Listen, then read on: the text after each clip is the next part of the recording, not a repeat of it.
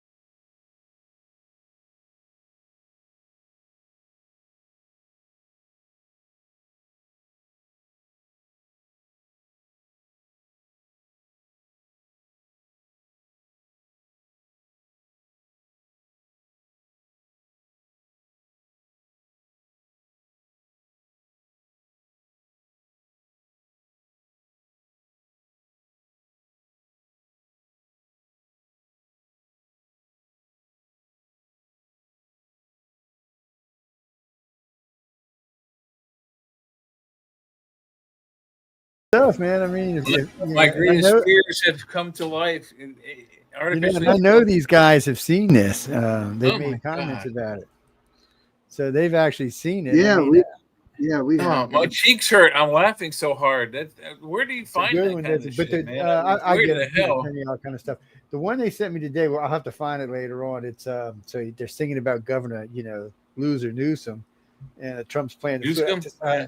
I can't remember the song. It's a really good song, and they're using it, and they're talking about how crap he is, and they're just going through. One day we'll be free and shit, and they're trying to break the chains, and the bears pulling and stuff. I was like, oh man, it's somebody sent me to it. I don't know, it was on TikTok or Instagram or YouTube or wherever the hell I was.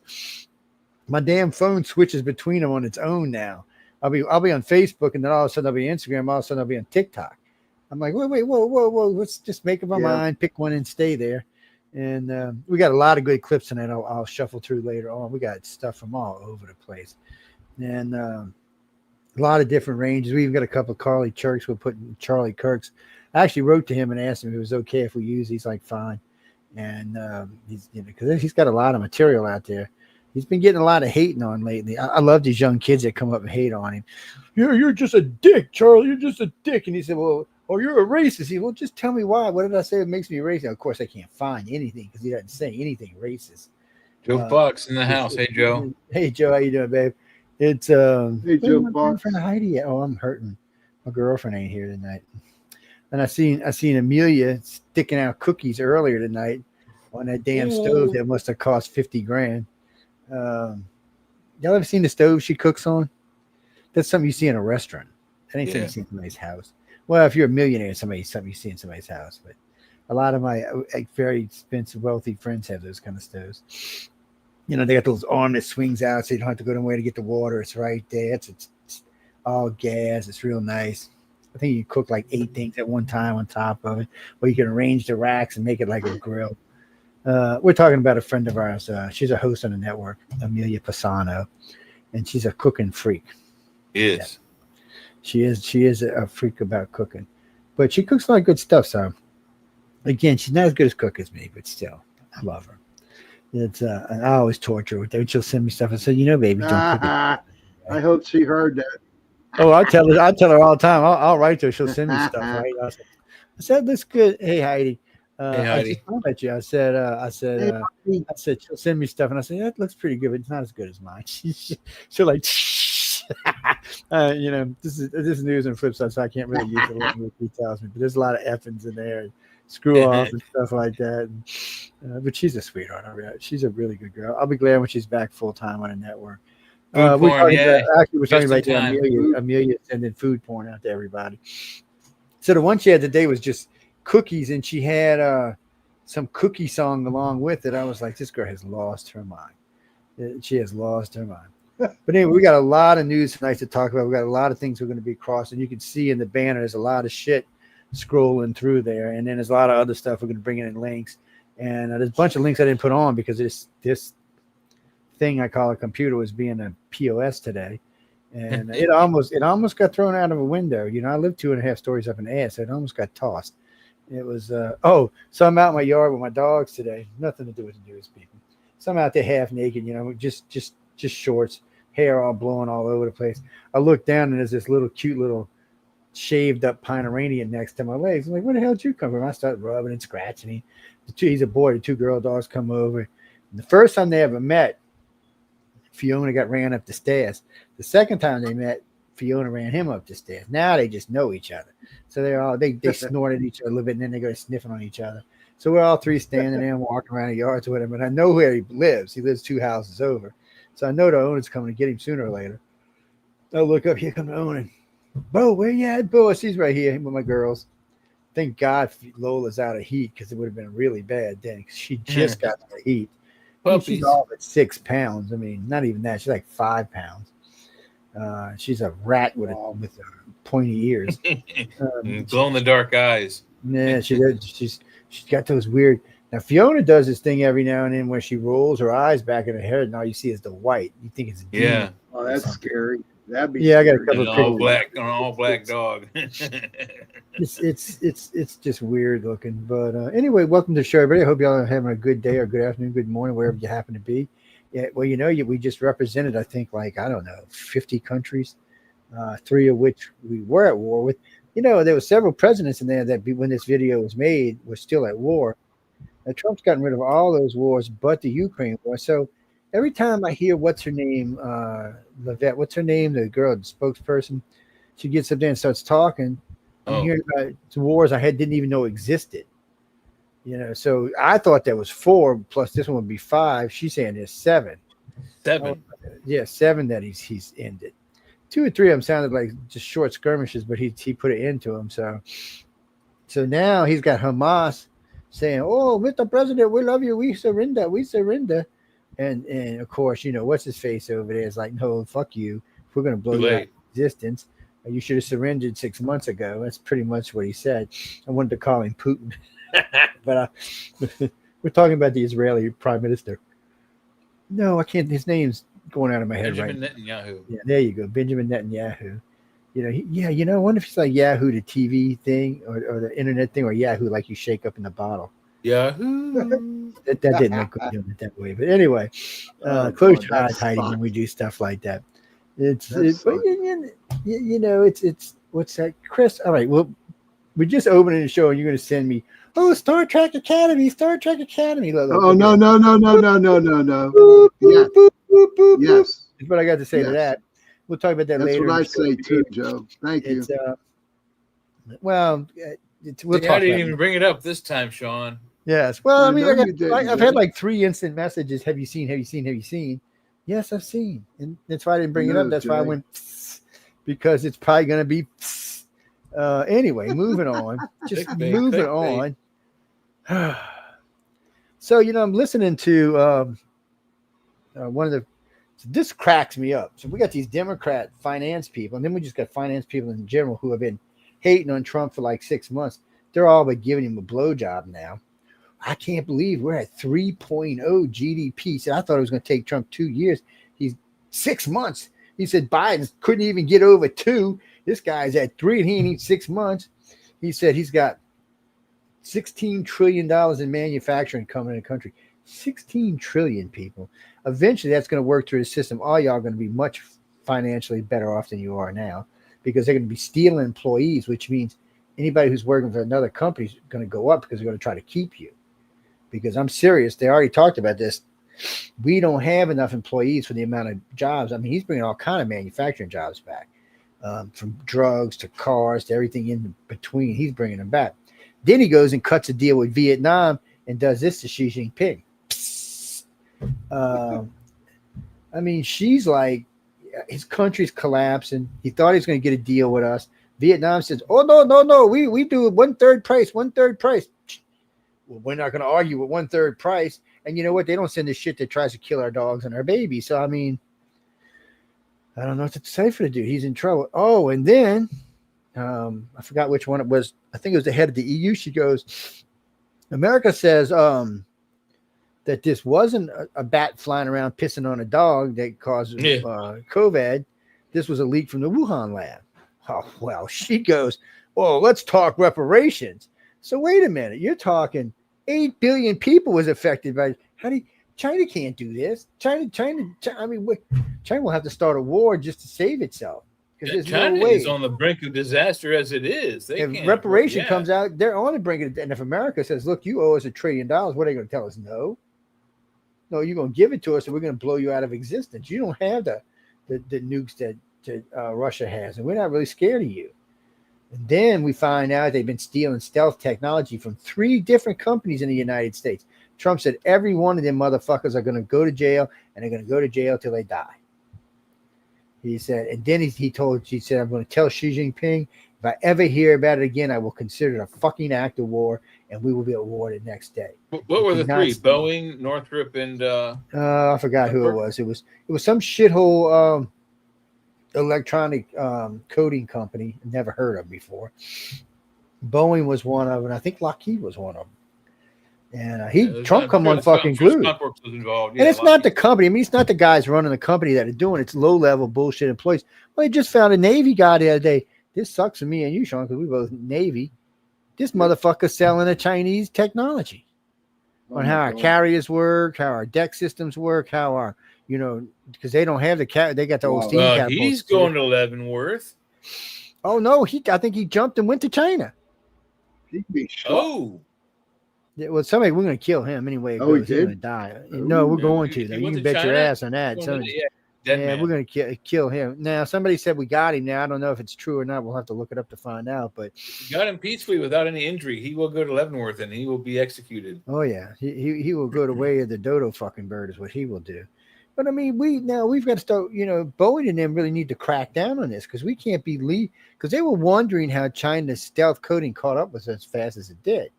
Because they were 80 years behind us, and they're like, well, at least this ain't making no sense. How are they doing this? Now we know how they were doing this. We were giving it to them. They were stealing it from us.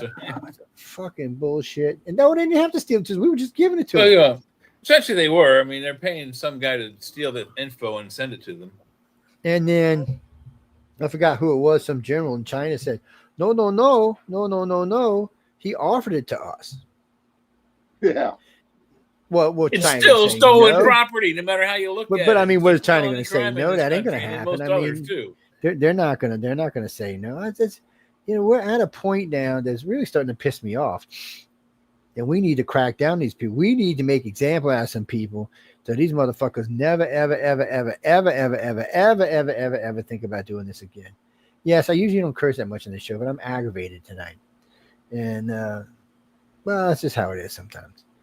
Well, we had somebody join us next week. We have a lady join us next week, so I'll be a lot politer. But Yeah. I mean, maybe you never know. He I won't. say that, but that might be a Hey, lot. Jay, I got some shovels in my trunk that I'll sell to everybody who believes that one. Yeah, we're gonna have to You get know, our shit kickers out too. If we're I gonna don't be curse on shoveling this through show that. that much. Yeah, I Fighting you both, you bastards. Damn. Yeah. Heidi will tell you. Heidi's on my side, man. God damn people. And And then I was picking on the boss lady all day today because I get this letter from YouTube.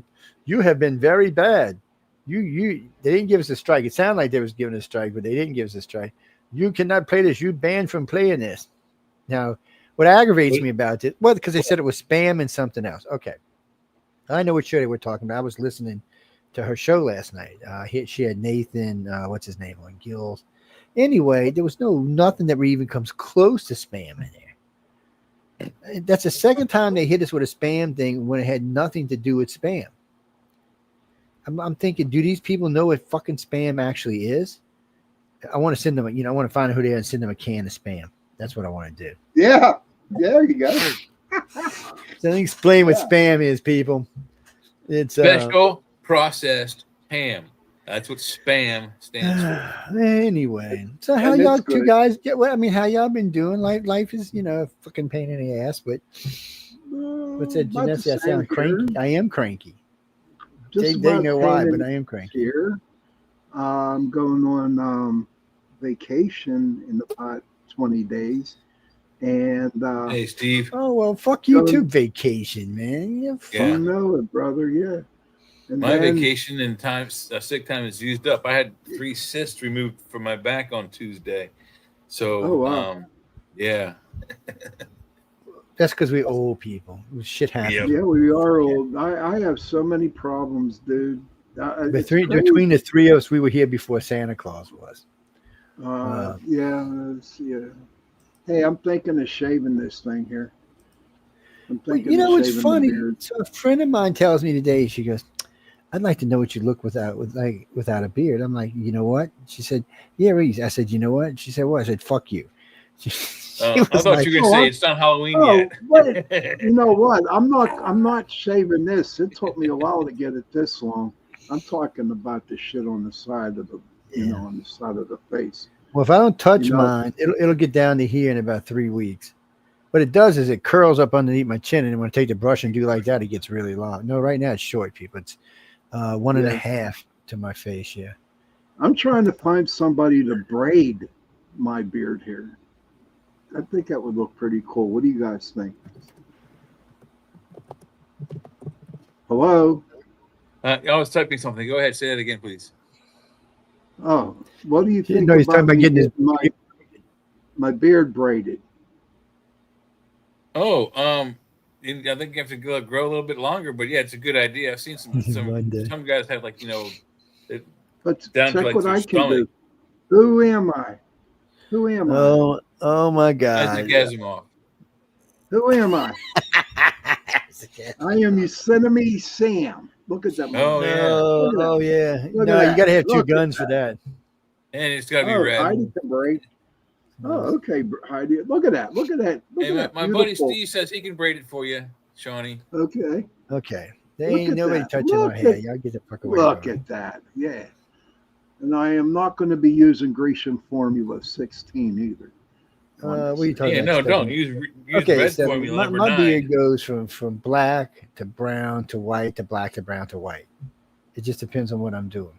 So if you go back and look, you'll see me a couple weeks ago. Hair, it turned red, and then it went brown, and then it went bald. Yeah, well, that just happened. You'll see me a couple of weeks ago. I'm in a black shirt, and my whole beard is white. It's white as Sean's. Actually, it's whiter than Sean's. It's So's mine. Actually, I got salt and pepper.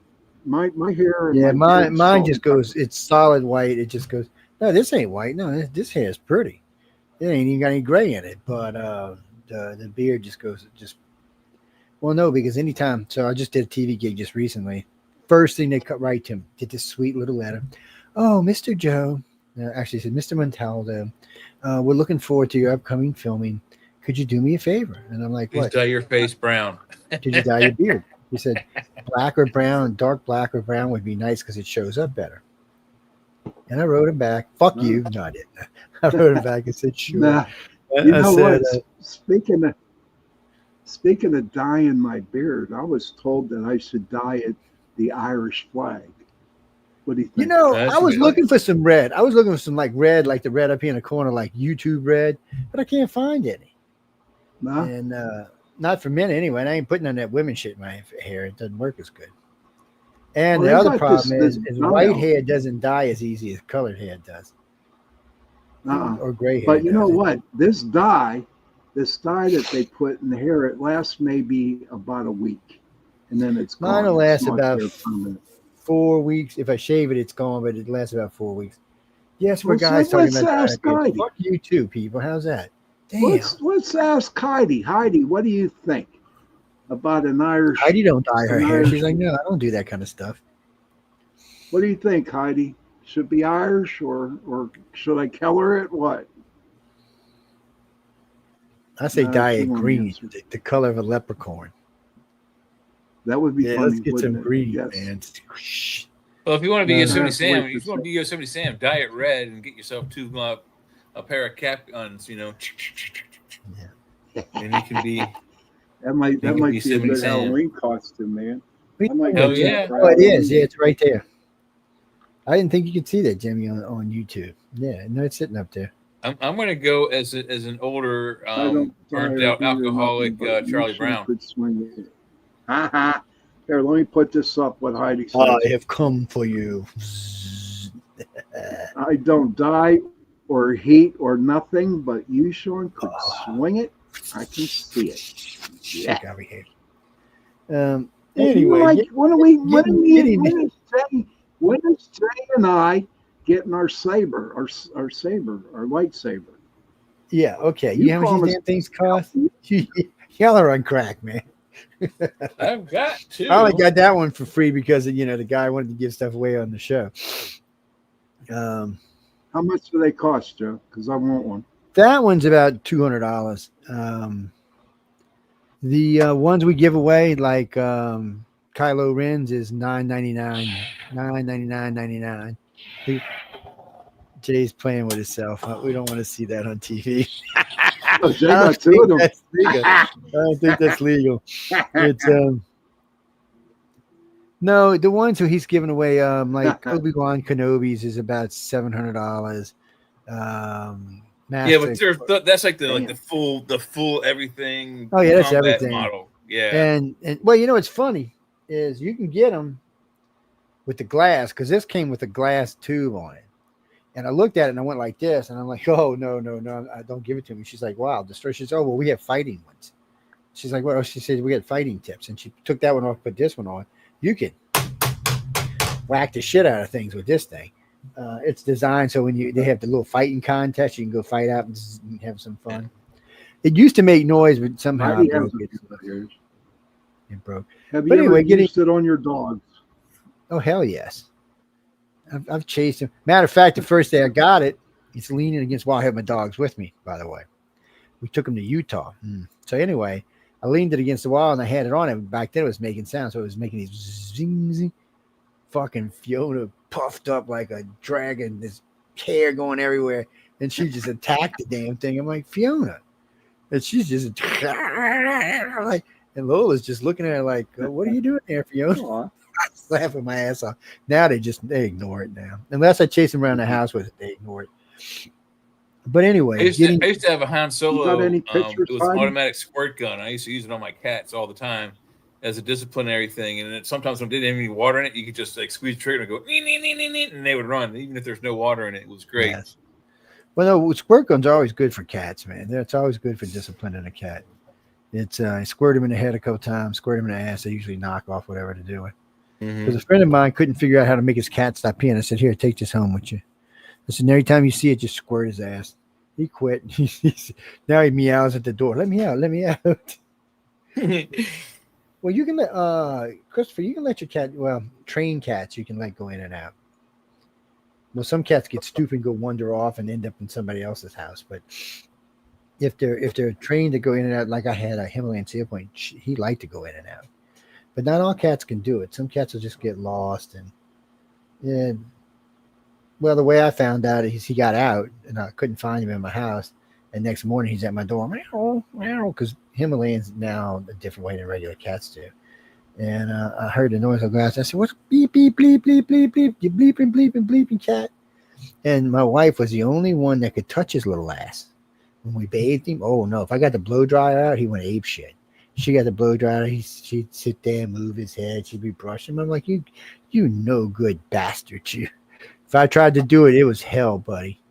Bass were hard enough, but I learned the quick way. You just push them down because their paws slide out and just hold them there. Whoosh, Yeah. and Plus, once their hair gets Sherry. wet, it's so extra heavy they can barely stand up anyway. yeah, so it works pretty good. Himalayans get big. They're not like regular cats. They're like a smaller breed of a Maine Coon is what they are.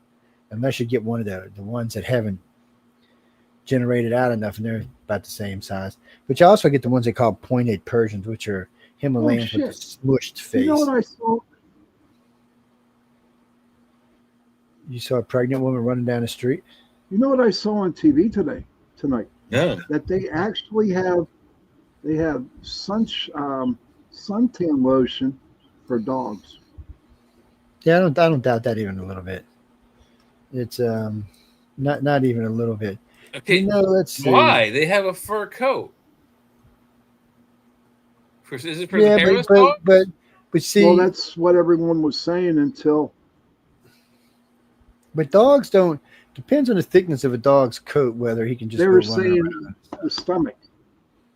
Well, that too, but my There's dogs less don't hair down usually there, go that's it. belly up in the sun. So, besides that, we got hawks and eagles and ospreys live around here. So, alligators and I know. otters. How do you protect your dogs? Because my old How do you before protect when your we first dogs? moved here, I had Charlie, who was what I call supersized Chihuahua. He was really tall. He was about 16 pounds. So the very first time I took him out to the beach, we're walking the beach, la la la la la. A freaking seagull tried to fly off with him. So he was only maybe 3 pounds at the time. He went apeshit. Managed to get loose and went and got him. That scared all the seagulls. Well, after that, he became vicious dog. So if he even seen a shadow, he was on his hind legs, paws going, mouth snapping. His mouth was about that long. So big birds, even though they knew they could get him, was it worth the chance of getting bit, losing a leg? Because if he latched on, he wasn't going to let go. Yeah. Because them not penguins, them pelicans, them some bitches will eat anything. They'll eat I've seen them anything, eat yeah. cats, dogs, all sorts of shit. They'll I carry watched away a cat babies. scratch itself out the side of one in a park in where were we? New York, I think. No, where? Not New York. Somewhere up there. He scratched his way out and just left a big old hole inside the pelican. Yeah, pelicans. The first time I ever seen them eat anything, they were eating pigeons. They were swimming along the edge of the waterway and just scooping a pigeon up and swallowing them. I'm like, what? I've never seen a bird eat a bird before. I mean, unless they were a predator bird. I was like, don't y'all eat fish? What's funny is the ospreys are big, but they're not interested in my dogs. They really just want to fish.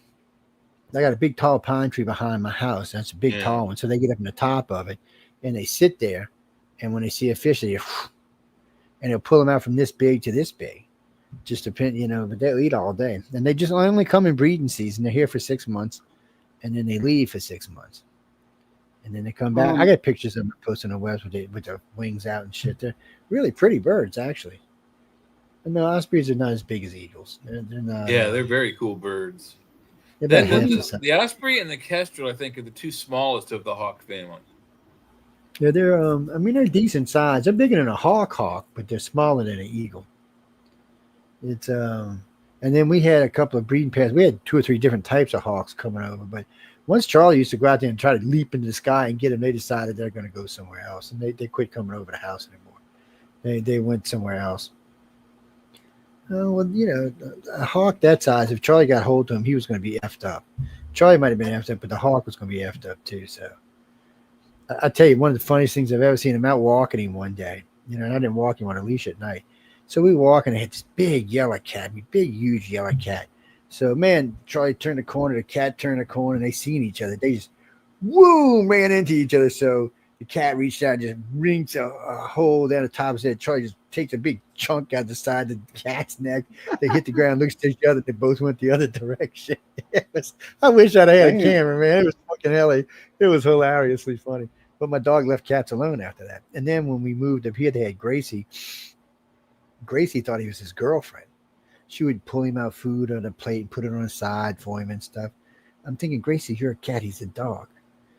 She didn't care. She'd snuggle up underneath him and stuff. I'm like, Gracie, you're a cat. Charlie didn't care either. He's like, that's cool. Let's go to sleep. Because he's old then. He's like 14 at that time. He made it to 18, but he's that might older. Be an eagle eye. Here. What about this? And I know we got to get on with the show, but she found a feather that has brown stripes at the end and cream background and big. Could that not be an eagle? I'd have to see it to know. There's like 3 different types of eagles. So we have the bald eagles down here and the Fisher eagles down here. Bald eagles, man, look, they tall, they big. I've seen them. Yeah, it's a big bird. Yeah, I've seen them yank off billy goats off of mountains and shit. They don't play around. But here they fly over my house and they go on the beach, and they're funny like penguins. They put their wings down and they just start hopping along the beach catching fish on the edge of the water. I'm thinking, you're stupid, because they have Fisher eagles too, and I was kind of like, but he's big old balding. And I got a couple of pictures coming back from the casino one afternoon of a pair of 3 brothers. They were just starting to get their regular colors, all up on the top of the trees, hunting and shit. I'm sure somebody lost their dog because they're out there barking at them. I'm thinking, you lost your dog. One of them small dogs, and they're thinking, yeah, we're gonna eat that dog. Jenny, here's for people who have. We'll tell y'all a story, but if you're easily shocked, might want to not listen to this story. So, the other day, this poor girl got drug off the trail by a bear, and managed to survive somehow or another. But a couple of months earlier, this girl got drug off the thing, and she called her mom, and she's screaming and hollering, and then she hung up, and she said the bear left. Well, then the bear came back with its 2 cubs, and she called her mom the second time. She says, it doesn't even hurt anymore. She died, by the way. They ate her. Bears like to eat you alive, by the way, so people stay away from bears. I know you see these cutesy little commercials where people know, don't fuck with bears. They will kill you. They will eat you. No. It's don't fuck with bears. There's a lot of black bears down here, so I'm just telling you out of the kindness. I wanted to tell people that story because it's a horrible story. Someone lost someone very dear to them, all because they weren't paying attention to what they were doing. Yep. Well, no point. You don't never go on trails by yourself. It's a hiker's guide. That's why you don't go by yourself. I always carry one of those big sticks or big poles because bears don't like to be whacked in the face. But if they get too close, Martha's right there, and I will pump 31 rounds in their head, and they won't get up again. But girls don't do that a lot. Down here they do, but up north they don't. Out west they don't either. They just think they're impervious when they're out there, and it's sad that kind of stuff happens. Yeah, I don't. I tell people all along, don't fuck with them. They will eat you alive. Yeah. That's their preferred method of doing things. And I can't even imagine this poor woman, with the big bear, and then she went and got her cubs. I'm thinking, oh my God. Yeah, and that's when you wish you would have had a gun. Yeah, well, and there's also the old wives' tale, because bears like to eat their food mostly alive, that you play dead and they won't mess with you. That's just a wives' tale. That's not necessarily true. The only way that'll work is if they haven't cut you and there's no blood out, and the bear's eaten. Bears will let you live sometimes if they haven't eaten, but people trip and chase sets a bear off. So sometimes they'll trip and chase, they'll chase you, like it did with this one with the first story, and drug her off, but she just laid there, and the bear wasn't hungry, so it let her live. If that bear would have been hungry, she'd have been eaten. Yeah, she'd been dead. And I don't think y'all understand the crushing force of a bear's mouth or the ripping force of the freaking claws that are this long. That's horrible. Anyway, getting to something more. We're going to talk about Epstein first. So, ooh, yeah. Epstein. So, we all.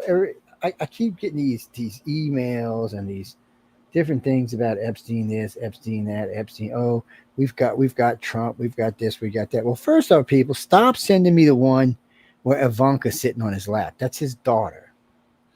It's not some little kid. That's his kid. Stop She's that. not perving out on her either. And then the one y'all keep sending me with what's her name? She's never said a word about it. She's never made any complaints about Trump doing anything to her. And she did come out against other people. So obviously that's not true either. But the point being, so Gazelle the other day, a couple of days ago, she came out and she was asked to testify, and she did. And when she was asked about Trump, and she was asked about Trump more than once, she said, no, he has no blackmail. She said, first off, Epstein didn't do the blackmail shit. She said, I don't know where that came from. And she said he didn't keep that kind of list. He kept a phone list with everybody's name in it, but you couldn't tell who was doing what. He was just a straight phone list. And not everybody on that phone list was a bad person. Some of them were, some of them weren't. But as far as I know, Trump is the only one that ever said, get away from me. Now, they said it was over. He was trying to get some young girl out of Mar-a-Lago. Maybe it was. But whatever it was, Trump said, no, get away. And that was the last time. Now, this guy sends me a list of these. Oh, look, he's been on an airplane 3 times. And I'm looking at the list. First off. So what? Well, no, first off, the signature, you know how you sign at the end, right? Well, the signatures were on top, like squeezed in between the top line and the writing. Well, it doesn't do that way. On top of that, you can clearly see it's not his signature. I mean, his signature is pretty famous now. It's clear. Even if he was on that plane 3 times and he actually did sign it 3 times between the margin lines, so what? Bill Clinton was on it 27 times. My point is, this was brought up to him one day. Well, this was brought up to him one day. He said, I went on a plane with Melania and I forgot, not Melania, his other wife and 2 girls. And it's the crappiest plane I ever flew on. I told him, if you ever want me to come to any of your places again, I'm taking my plane. Thanks, Heidi. He said that's so we know for sure he said that. So it's but so now anyway, Epstein's girlfriend came out and cleared him of anything. Said he didn't do anything at all. He said he didn't come that often.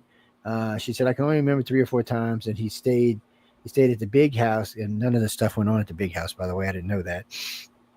But and he's always had somebody with him, usually his wife or his kids. So she said nothing ever happened, but better than that, Epstein's lawyer just came out yesterday and said no. He actually said that Epstein, one of the people who didn't do anything to make sure they didn't get in any trouble, he said, because Trump and I had seen each other a couple of times over the years, and I didn't want him getting in any shit because we knew each other. So the lawyer actually came out and said that. He said there's no documents of Trump doing anything anywhere. So now they keep giving Trump release the documents. Well, it's not up to Trump to release the documents. So get this. The Republicans yesterday voted to release everything, the whole House, right? Every Republican voted yes. Every Democrat voted no. Aren't the Democrats the one bitching about release it? Yeah, they're the ones making the main bitch. Yes, absolutely. Yeah. So, and I think the one thing that people are most concerned about is the underage victims who may still yet be underage. Oh no, they're not having their details exposed publicly. I think if they don't mind people, at least just making it first name basis only. So that no one can identify who the victims are. I don't see why they can't release it. Well, it's okay. There's a couple of reasons why they didn't want to release it. So first off, the first judge is a Clinton judge, by the way. He's not. Yeah, neither one of these judges is a Trump judge. The first judge is a Clinton judge. The second judge is an Obama judge. So the 2 judges that are keeping this from being released are both Democrat judges. But the Democrats at the same time are the ones bitching and moaning to have it released. Nah, but they weren't when Joe Biden was president, were they? No. Not even a little bit. Not even one time did they ask to have the only people were asking for the list was the Republicans and news reporters. So still now we find out that they voted against it yet again. So wait, on one hand you're saying release it, but yet when you have an opportunity to get the House to release it, you say don't release it. Yeah. What's the point? Why would you do that? Well, there's two problems to this. One, if you released a whole list, okay, there's probably 1,500 people on these lists. Maybe 50 of these people, maybe 100 of these people were pedophiles. The rest weren't, but it doesn't matter. If you're on Epstein's list, you're now a pedophile. Even though you weren't, then there's no way for you to prove that you weren't. So this will be over your head the rest of your days. Well, the judges said that is not fair to the people since they don't know who actually was and wasn't. It's not fair to the people that were on that list. And then this is even better. Both Gazelle and the lawyer said there is not actually an official list. Yeah. I would. Now, Epstein would have been a pure fool if he had kept, like a list in a catalog, this so-and-so famous person, came over on this date and saw this, 12-year-old girl. And then this other famous person came over on this other date and saw this other 13-year-old girl. And yet, if he had that detail of a record, oh, I bet you he wouldn't even made it to jail. He would have been killed way before he got brought into court. It's not smart to do that kind of, long list. Okay, I'm just sending somebody something, but I don't know. It's the Epstein thing is going to be hard. It's a messed up conspiracy. It really is. I mean, well, because how many years did it go on? How many years did it go on with Epstein? Like more than a couple of decades, yeah. Yeah. So, but somebody needs to tell me how this guy who didn't have an official education went from dirt pool working at some shithole place to a multi-billionaire owning property all over the place. He's got some dirt on somebody. That's how he got started. And then nobody will officially say how many kids were there. Was it 1? Was there 5? Was there 20? How long did this go on? 1 year, 5 years, 10 years? There doesn't seem to be any answer to this. Not even at the court trial did they. The judge already said there was no answer for this. Siri got a good question, Joe. No, I think Epstein is dead. Nope. I think Hillary had him killed because of Bill. So we know that Bill, for sure, had gone 27 times. 27 times. And according to 3 or 4 witnesses, they said that Bill always said that he liked them young. Now, did that mean illegal young? I don't know. And that's another problem. Somebody said, well, Trump likes them young. I said, you know what? I said, I've seen Trump with a lot of women. I ain't never seen anything with that young. No. Yeah. And then my favorite picture, somebody sends me this picture. Look at all these young girls. You would look what kind of pedophile is. Well, I said, that's the Miss Universe contest, right? That's the girls before they went on stage. Yeah. I said, he owns it, right? I said, they're surrounding him. I said, first off, he's a multi-billionaire. He owns the contest. Yeah, they're all but giving him a blowjob. And they were like, and the guy was like, no. I said, yeah. I said, I can tell you who some of these women are. I said, matter of fact, you see the brown hair girl right there from Brazil. She was the winner that year. I said, look it up for yourself. And also, wasn't Marlon Maples one of his first wives? She was a contestant. Was his first or second? I think she was. One of his first wives, first or second. He has children with her, Marlon Maples, and then she was either a contestant or an organizer or something that had to do with one of the beauty pageants. He was married to her for a long time. What is she? She's in her 60s, I think now. One of them died. I don't know which one died, but one of them died. Yeah. Oh my God, which one was it? Ivana. It was one of them's gone. Yeah. So the thing about it is trying to put these lists. Well, it doesn't really matter because now you've got both his girlfriend and his lawyer saying that Trump had nothing to do with any of this. He was never in any of these places.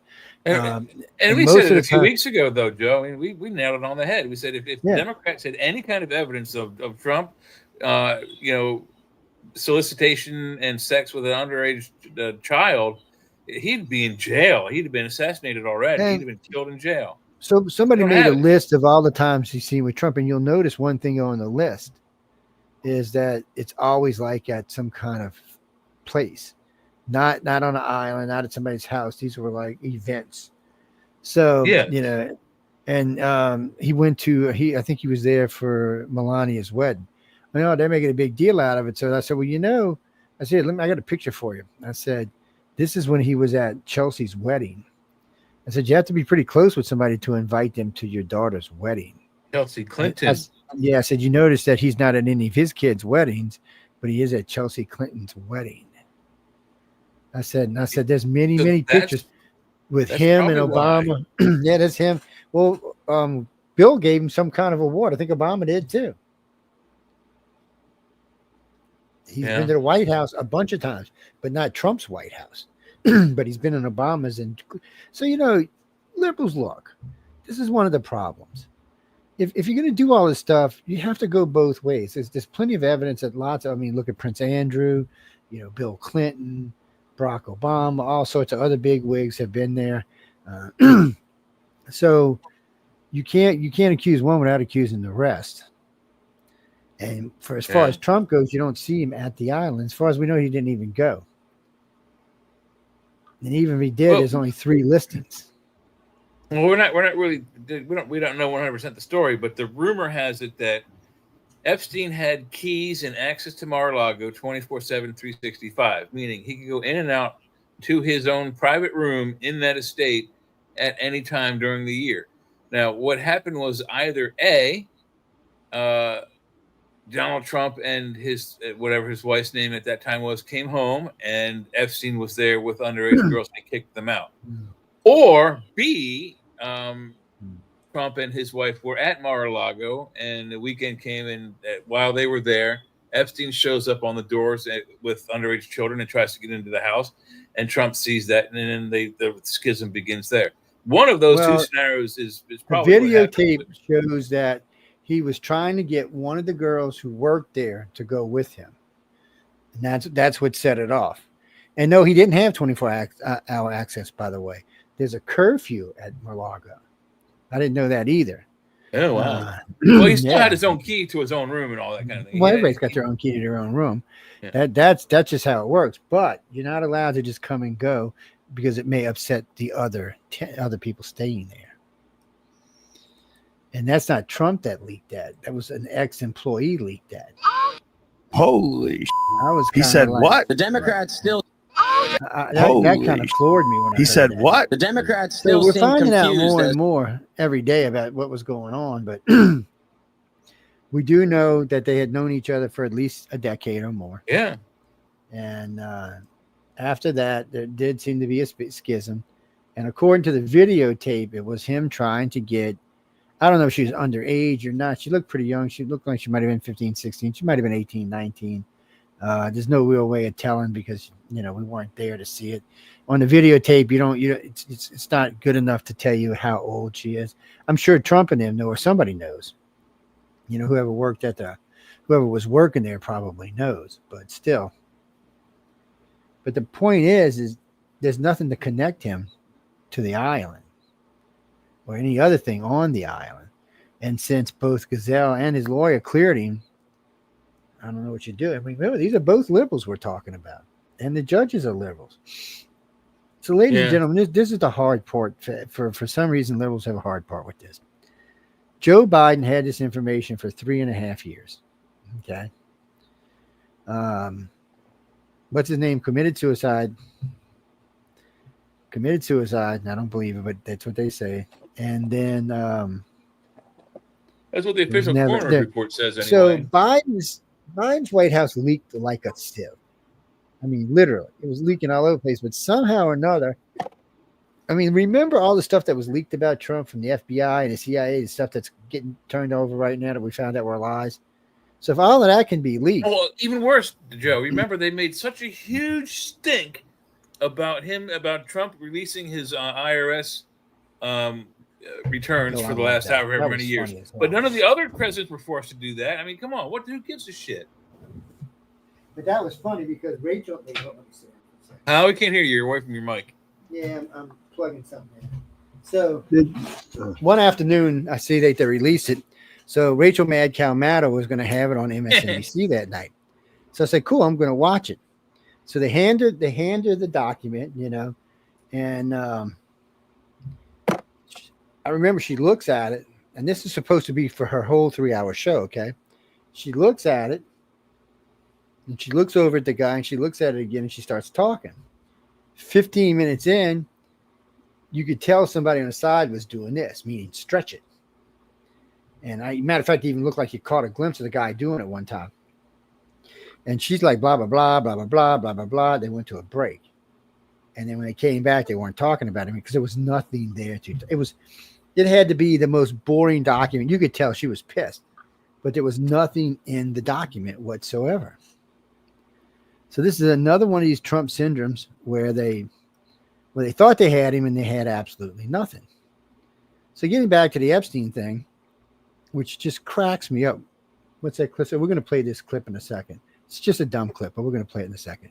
We got lots and lots of purple clips velvet tonight. jacket on. Is that what I'm seeing? Yeah, that is what you're seeing. No, we got lots of clips for tonight.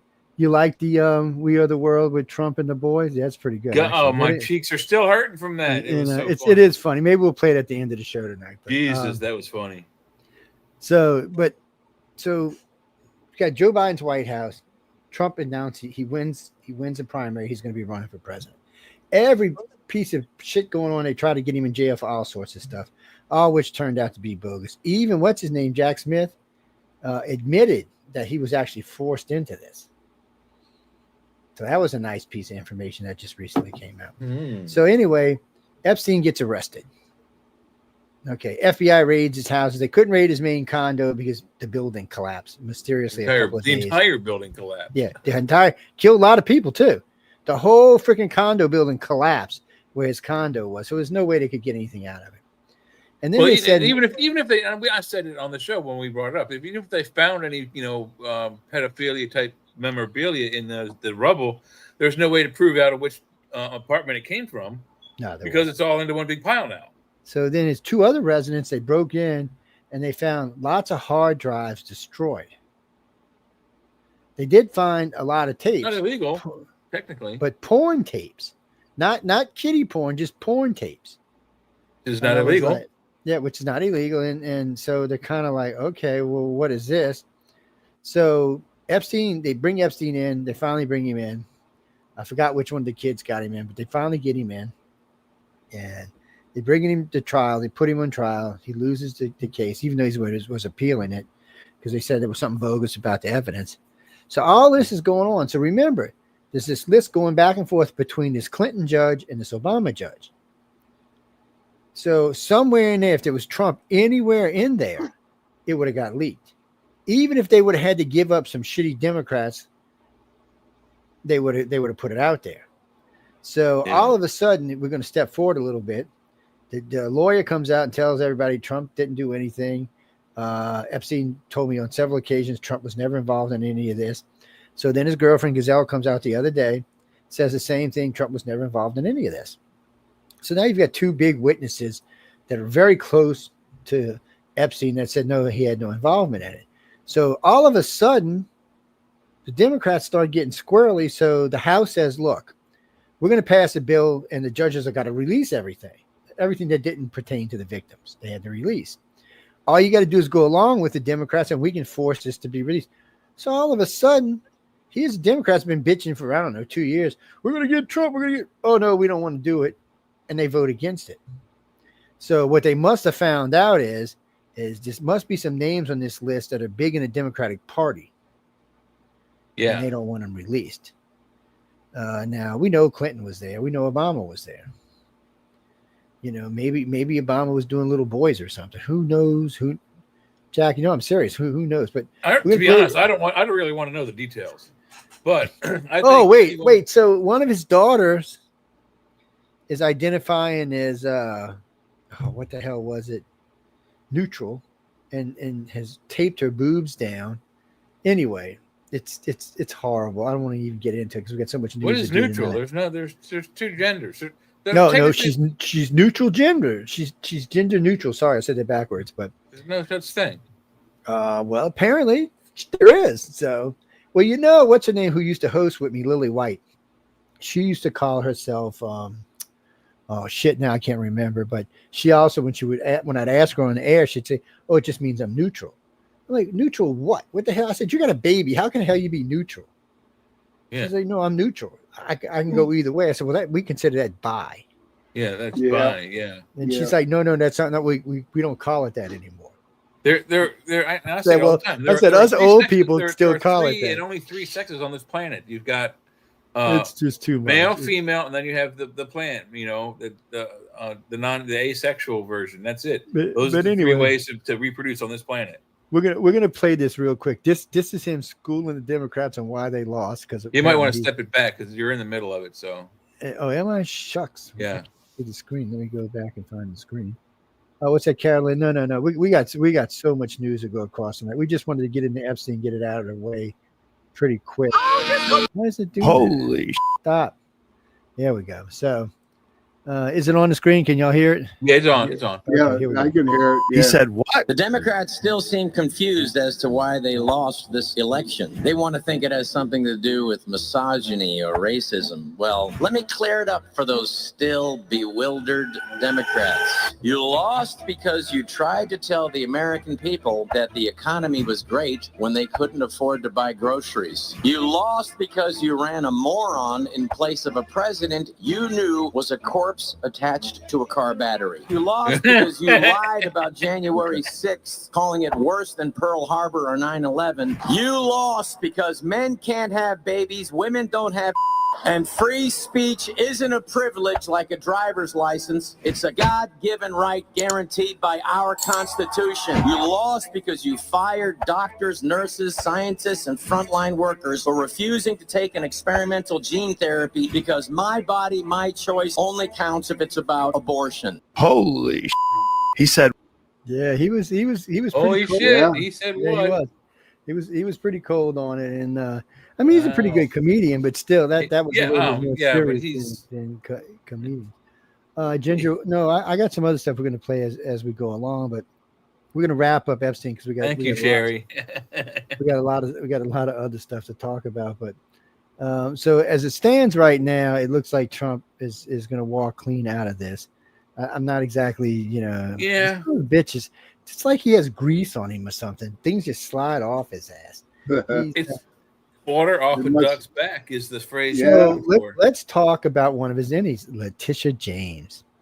Yeah. Oh, little. So, wait. First off, you see that the appellate court in New York threw the $500 million out. Yep. Poof, it's gone. He don't have to pay it anymore. They basically did this and said, fuck you, and you don't have to pay it. And but three of them said, in the beginning, they said, let's just give him a new trial. That way he gets off of all of it. Right. But the other judges said, no, you don't need a new trial. We'll just give him his money back. So that's what they did. They gave him his money back. No having to pay this. So now she's in trouble for not just her mortgage anymore. She's in trouble for going around telling everybody she was going to put Trump in jail so she could get elected. So now they're going after her hardcore. They did 3 indictments today. She's going to probably go to jail. And now they're going after Alan Bragg too, and the judge. So what's his name, Egan or whatever his name is? They're going after the judge. 11 judges came out and said this was the worst, most horrible ruling they've ever seen, and this case was handled so poorly. He should be disbarred, taken off the bench. Wow. Yep. Yeah, because they said first off, so you got two big banks. The guy from Chase, what's the other part of Chase? But anyway, he comes out. He said, not only did we loan him a lot of money, we made a lot of money. And let me tell you what, we'd give him a loan right now on signature value only. He said he doesn't have to show us anything. We would just sign it. We'd give him up to $1 billion on his signature. Okay, banks don't do that unless they know you really well and they've made a lot of money off of you. Yeah. But the judge refused to take that and said, oh, they just had piss poor accounting. So then they brought the guy in who did the accounting, what was meticulous, and he said, oh, you just don't know what you're doing. And everybody's looking at the judge like, what the fuck? So now these other judges, he's got to go. All that was completely illegal. This should have never went to trial. If this was anybody else in New York, this would have never went to trial. And they're pissed about it because it's making them all look bad now. So then they started going back over Alan Bragg's shit, and they're like, this should have never been brought in. This should have been dropped. This was already did before they had to go make up bullshit to bring it in. They want the 34 charges dropped. But Trump hasn't went for an appeal yet for some reason. even they kind of thought that was a little odd that Trump hasn't asked for an appeal from the appellate He's court. still busy draining the swamp. He has no time to go to. Because it sounds like the appellate court is willing to give him, throw the case out. I think Trump just doesn't want to have to go back to trial. And I think what he'll do is he'll cut a deal with the appellate court sooner or later. Have you been following the news, though? I mean, he has been one hell of a busy son of a bitch. He's going to put there's a lot of people going to go to jail here. So Adam Shitty Shift, as I like to call him, first he got in trouble for more. Well, him and Letitia James both got in trouble for mortgage stuff, for lying about the same thing she went after Trump for. She's now in trouble for, and Schiff is too. But there's been 2 whistleblowers come on Adam Schiff and said he leaked classified documents to the news media, and not only did they tell him about it, they told him who it was released to. So he might be doing 20 years. And how old is he? That might be 20 years for him. It might be life. Probably 50.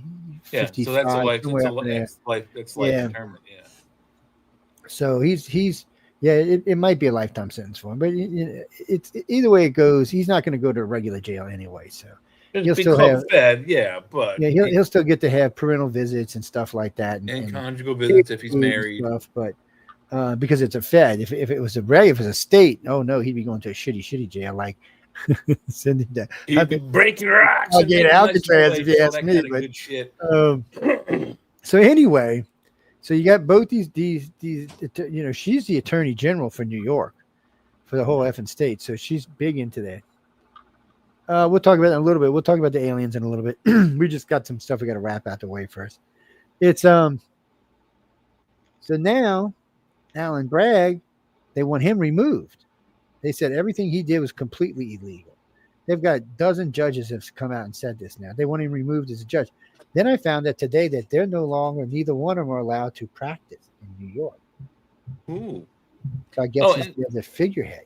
We were talking about him a little earlier about being on the list. Obama, he and Michelle, both before becoming president, and right before he ran for senator of Illinois, he and his wife both willingly surrendered their licenses to practice law in furtherance of ethics charges.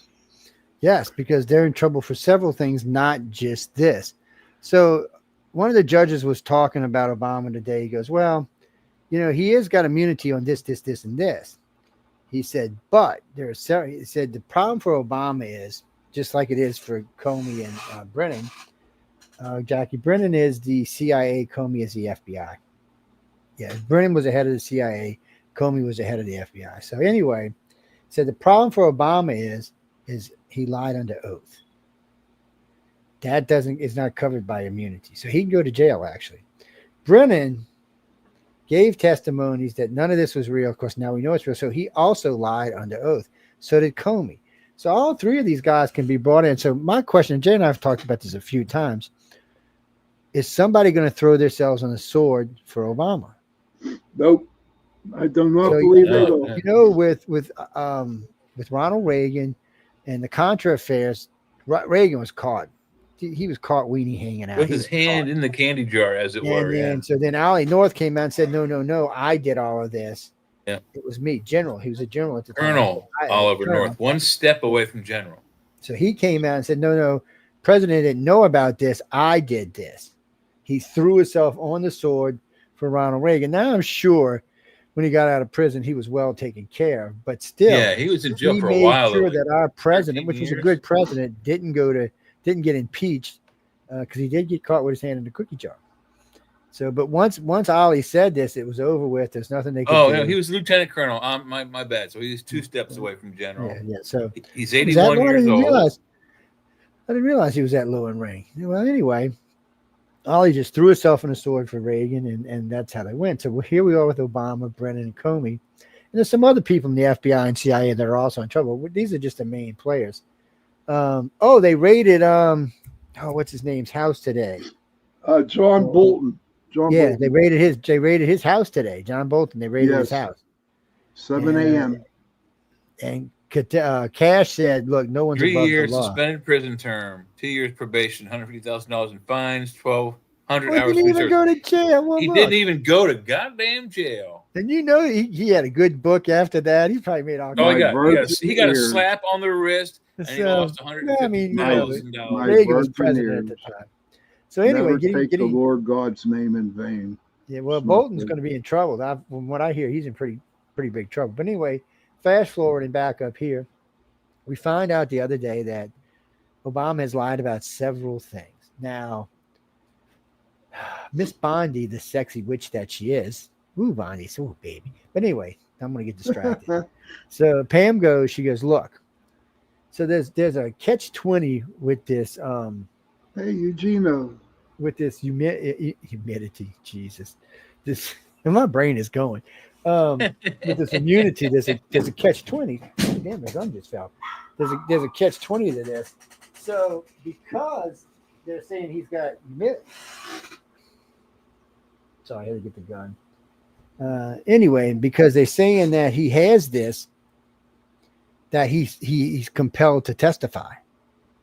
Okay, by law, he has to testify because technically he can't get in any trouble unless he lies, and then he can get in lots of trouble. So now Brennan and Comey's in even more trouble because now they're going to bring Obama in and talk with Obama. You know what? They've already brought Hillary in once. They're going to bring in a couple more times. But anyway, so they're going to bring in Obama. Thanks, Eugenio. And then while they got Obama in there, they're going to put him through all these questions. And hopefully he's smart enough not to lie, because if he doesn't lie, he'll be okay. Immunity will hold for the most part. He won't get in that much trouble. He lies, he will. So what he's going to have to do is sell his boys down the river. That's the only way he can get out of this now, is to sell his boys down the river. So here we go. Will Obama sell his boys down the river? In a fucking heartbeat, he will. Yeah, I think he will.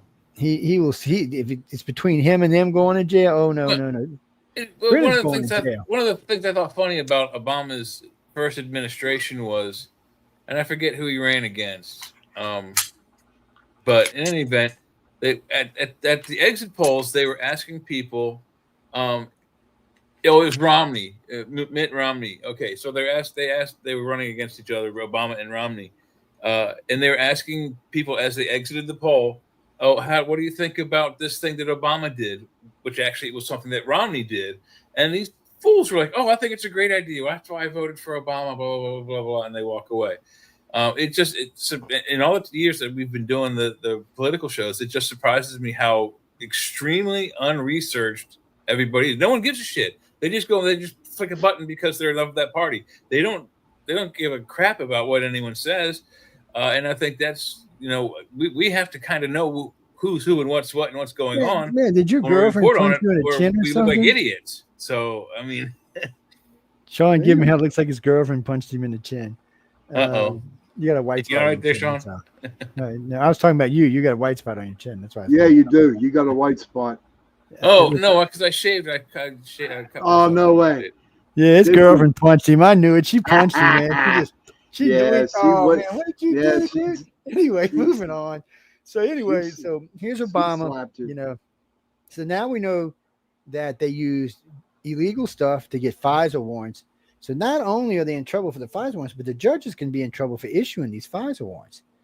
So the judges took Comey and his boys at their word, saying, okay, yes, you can go ahead and start surveilling Trump's stuff. You can put wiretaps on, you can check it. So remember, 3 or 4 of his friends went to jail because of the wiretapping. But now we found out that it was all illegal. So these guys are going to have major lawsuits now. I mean, major lawsuits. And the other day they had all 5 of them. They had Brennan and Comey and a couple of the other ones asking, well, if you'd have known what you know today, would you went after the FISA warrants? And they said no. Well, bullshit. You knew, because there are several emails from Brennan and other people that show that he knew that the Steele dossier was fake, that it wasn't any good. His own agents, and there's several mentions of this, his own agent said, no, this is bullshit. You can't use it. Comey knew that it was bullshit. And they're like, well, no, you can't use it. But anyway, Obama, we've got the letter from Obama to Brennan saying, look, you've got to make this work. So Obama pushed Brennan into dragging us into a story turning this into story. Now we know that several people inside the CIA and the FBI leaked this to the press. There's all kind of conspiracy going on here. There could be some shit going down here. It's looking bad for them. It's looking bad for all of them. Brennan looks like he's going to get the worst, but Comey's going to get it too, because now they found out, remember when Comey said, oh no, we can't go after Hillary over the servers. Do y'all remember that? Yeah. It wouldn't be good. No law. Well, come to find out there was much more than just that. So they're saying he's going to jail for trying to protect Hillary Clinton. And remember, they were already trying to protect Hillary Clinton and get her. They said they did all of this stuff with the Russia to keep people from thinking about her destroying her servers and her classified documents. Oh God. And the Benghazi stuff. So now they've got stuff on this. Pam Bondi is finding stuff everywhere, but Kash Patel found those 1,000 documents in them burn bags. Now, this kind of bothers me a little bit. So someone inside the FBI said, okay, someone, Comey said, okay, I'm giving you all these documents. I need you to take them to the burn room and burn them. There's actually a burn room inside the FBI, people. Inside the building, there's a burn room. So they put them in these special packets and they throw them in and they burn them. So somebody took them to the room and just left them there and didn't burn them. Well, probably one of those agents that thought this was illegal. I shouldn't do it. And if I do it, I'm the one that's going to, if it ever finds out, I'm going to get in trouble. They left them. Well, unfortunately for Comey, Kash Patel found them. And from what he was saying the other day, there are tons of information there. So I'm listening to Pam Bondi 2 days ago talk about some of the stuff in it. It sounded bad. And then stage right, here comes, my sexy friend, Gal Chelsea. I don't want to call it Chelsea. Oh man, guys, I got the hots for this chick. But anyway, it's Tulsi anyway. Yeah, it is Tulsi Gabbard. I always, the media has 2 or 3 different ways they pronounce her name, which bugs me. But anyway, Tulsi Gabbard, who is, used to be a Democrat, was running for president, embarrassed the hell out of Harris. You would have thought after that they would have never ran Harris, because really, she embarrassed him pretty bad. They were giving her all kind of stuff. She's a buffoon. I mean, she's an inept version, a black female inept version of Biden. They were perfectly well matched. But anyway, they're giving Tulsi all kind of trouble in the Democratic Party, so she leaves. Trump says, "Well, look, baby, why don't you come over here and work for me?" And everybody was stunned that she went to go work, because she was a high up Democrat. All of a sudden, she's in the Trump camp. Now she's in head of the what? Oh my God! So now she's got all kind of big stuff going on. Is she CIA? No, she's something security. I forget what they call it. She's like over the group. Homeland Security. Homeland? Yeah. No, she's not Homeland. She's I forgot what it was, but she's like over the groups. And I'll have to look it up. I'll get the exact one in a few minutes. But so because I always thought she was CIA. That's what I thought she was. But it sounded like the other day it was something more than that. Well, let's find out what Google says. Yeah. Hey Google, what is Tulsi Gabbard's position in the Trump administration? Don't y'all love when we use Google in the middle of the show? I didn't understand. Google has no clue. Google don't want to tell you. Google's scared of getting in trouble. You got Siri. Try Siri. You got to I don't have them in here with me. They're in the other room. But do you guys know it's a break time? No. We don't go to break. We go to break at the top of the hour on. We should have went to break it. We did miss one. Yeah, we missed one of our breaks. It's what's that? Time flies when you're having fun, Sean. Yes, but we may take one in a few minutes anyway. Just take one. But so anyway, here's Tulsi just digging stuff up left and right, and we're all sitting here going, Jesus, woman. She was pissed. So they should have never pissed her off.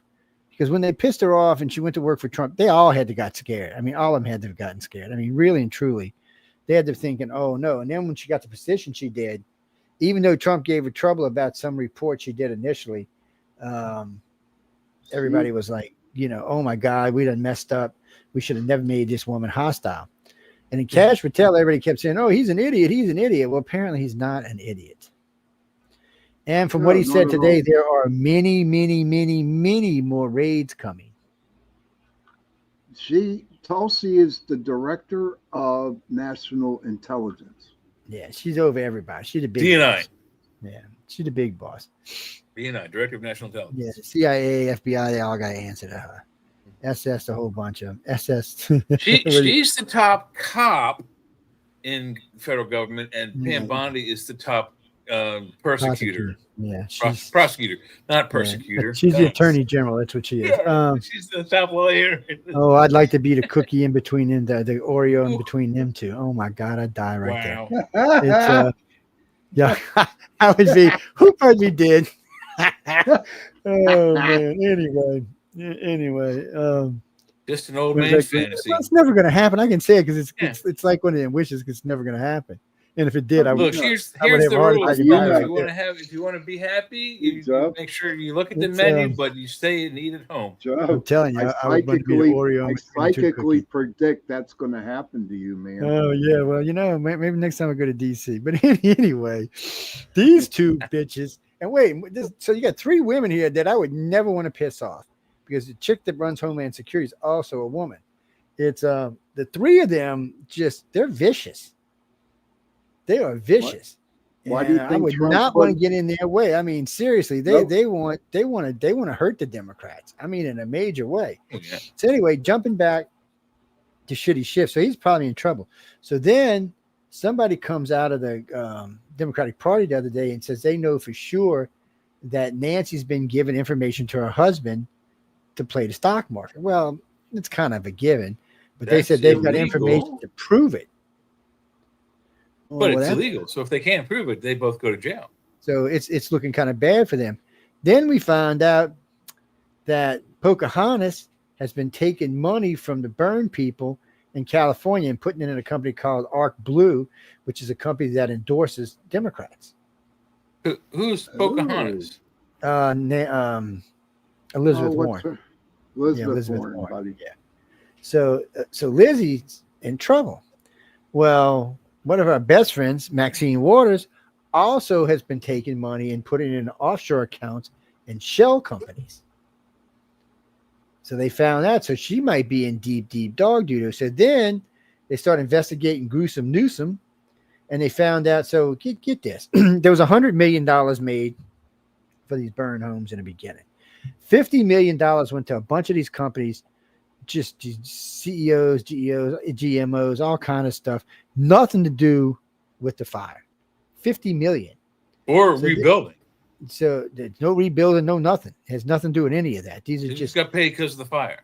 Yeah, they just got paid because they knew Newsom. That's the only reason they got paid. All right. And so then they find out about this other company on the second $50 million that, guess what, belonged to Newsom and his wife.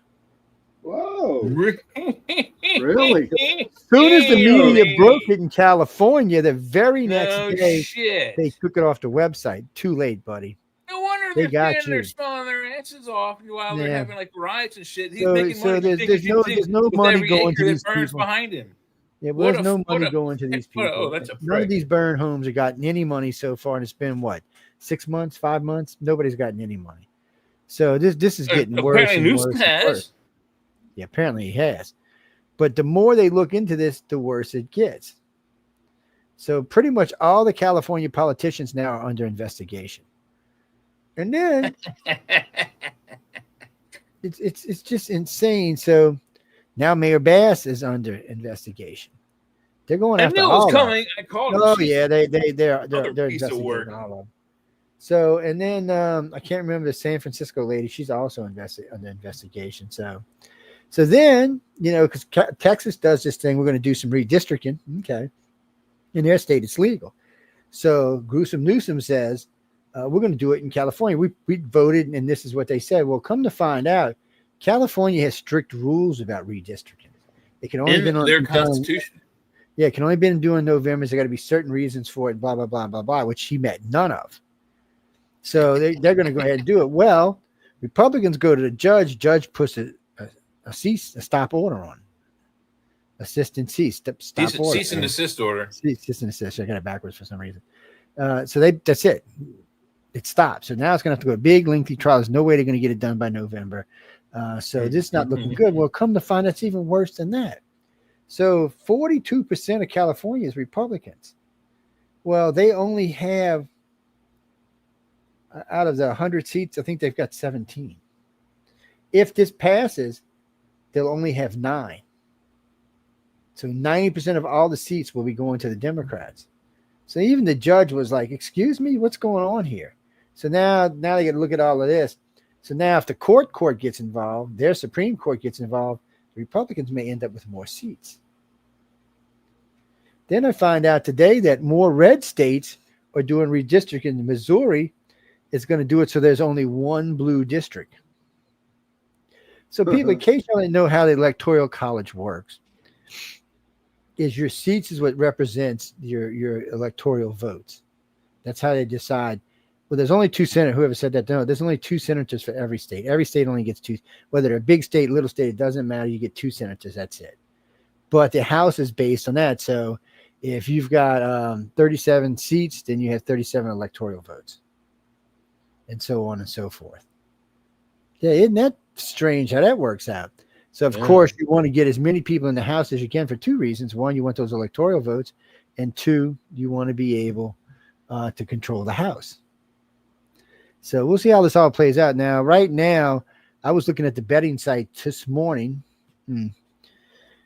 It shows Vegas odds it is. Yeah, they're showing that the Democrats will probably lose 20 to 30 House seats, maybe more, and probably 10 Senate seats. And how many times has the Vegas odds gotten the presidency incorrect? How many times have they? Well, the presidents, they've been really good on the House. Then, it goes back and forth. There's a lot more variables on the House. But right now, it's a kind of thing. So then I'm listening today, and they're saying, well, Newsom's going to be next president. He has a 28% chance. Well, guess what? Newsom, you're 5th on the list. I have 28% chance. AOC is first.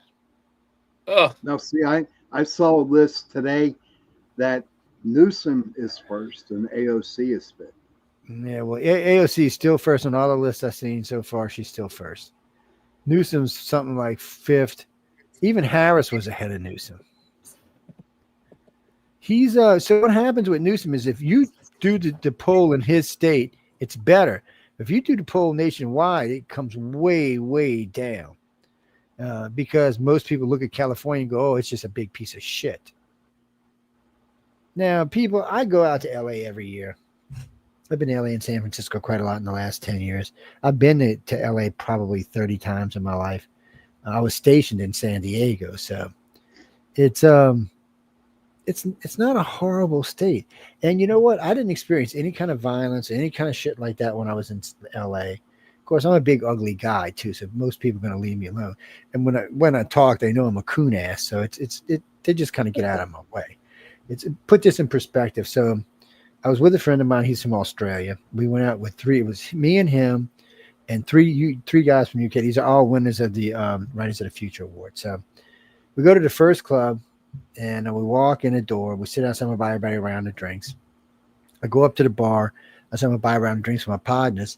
He said, where are you from? I love your accent. I said, I'm from New Orleans. Oh, New Orleans. He said, oh, we'll buy the first round. I said, I'm sure. I said, well, that's cool.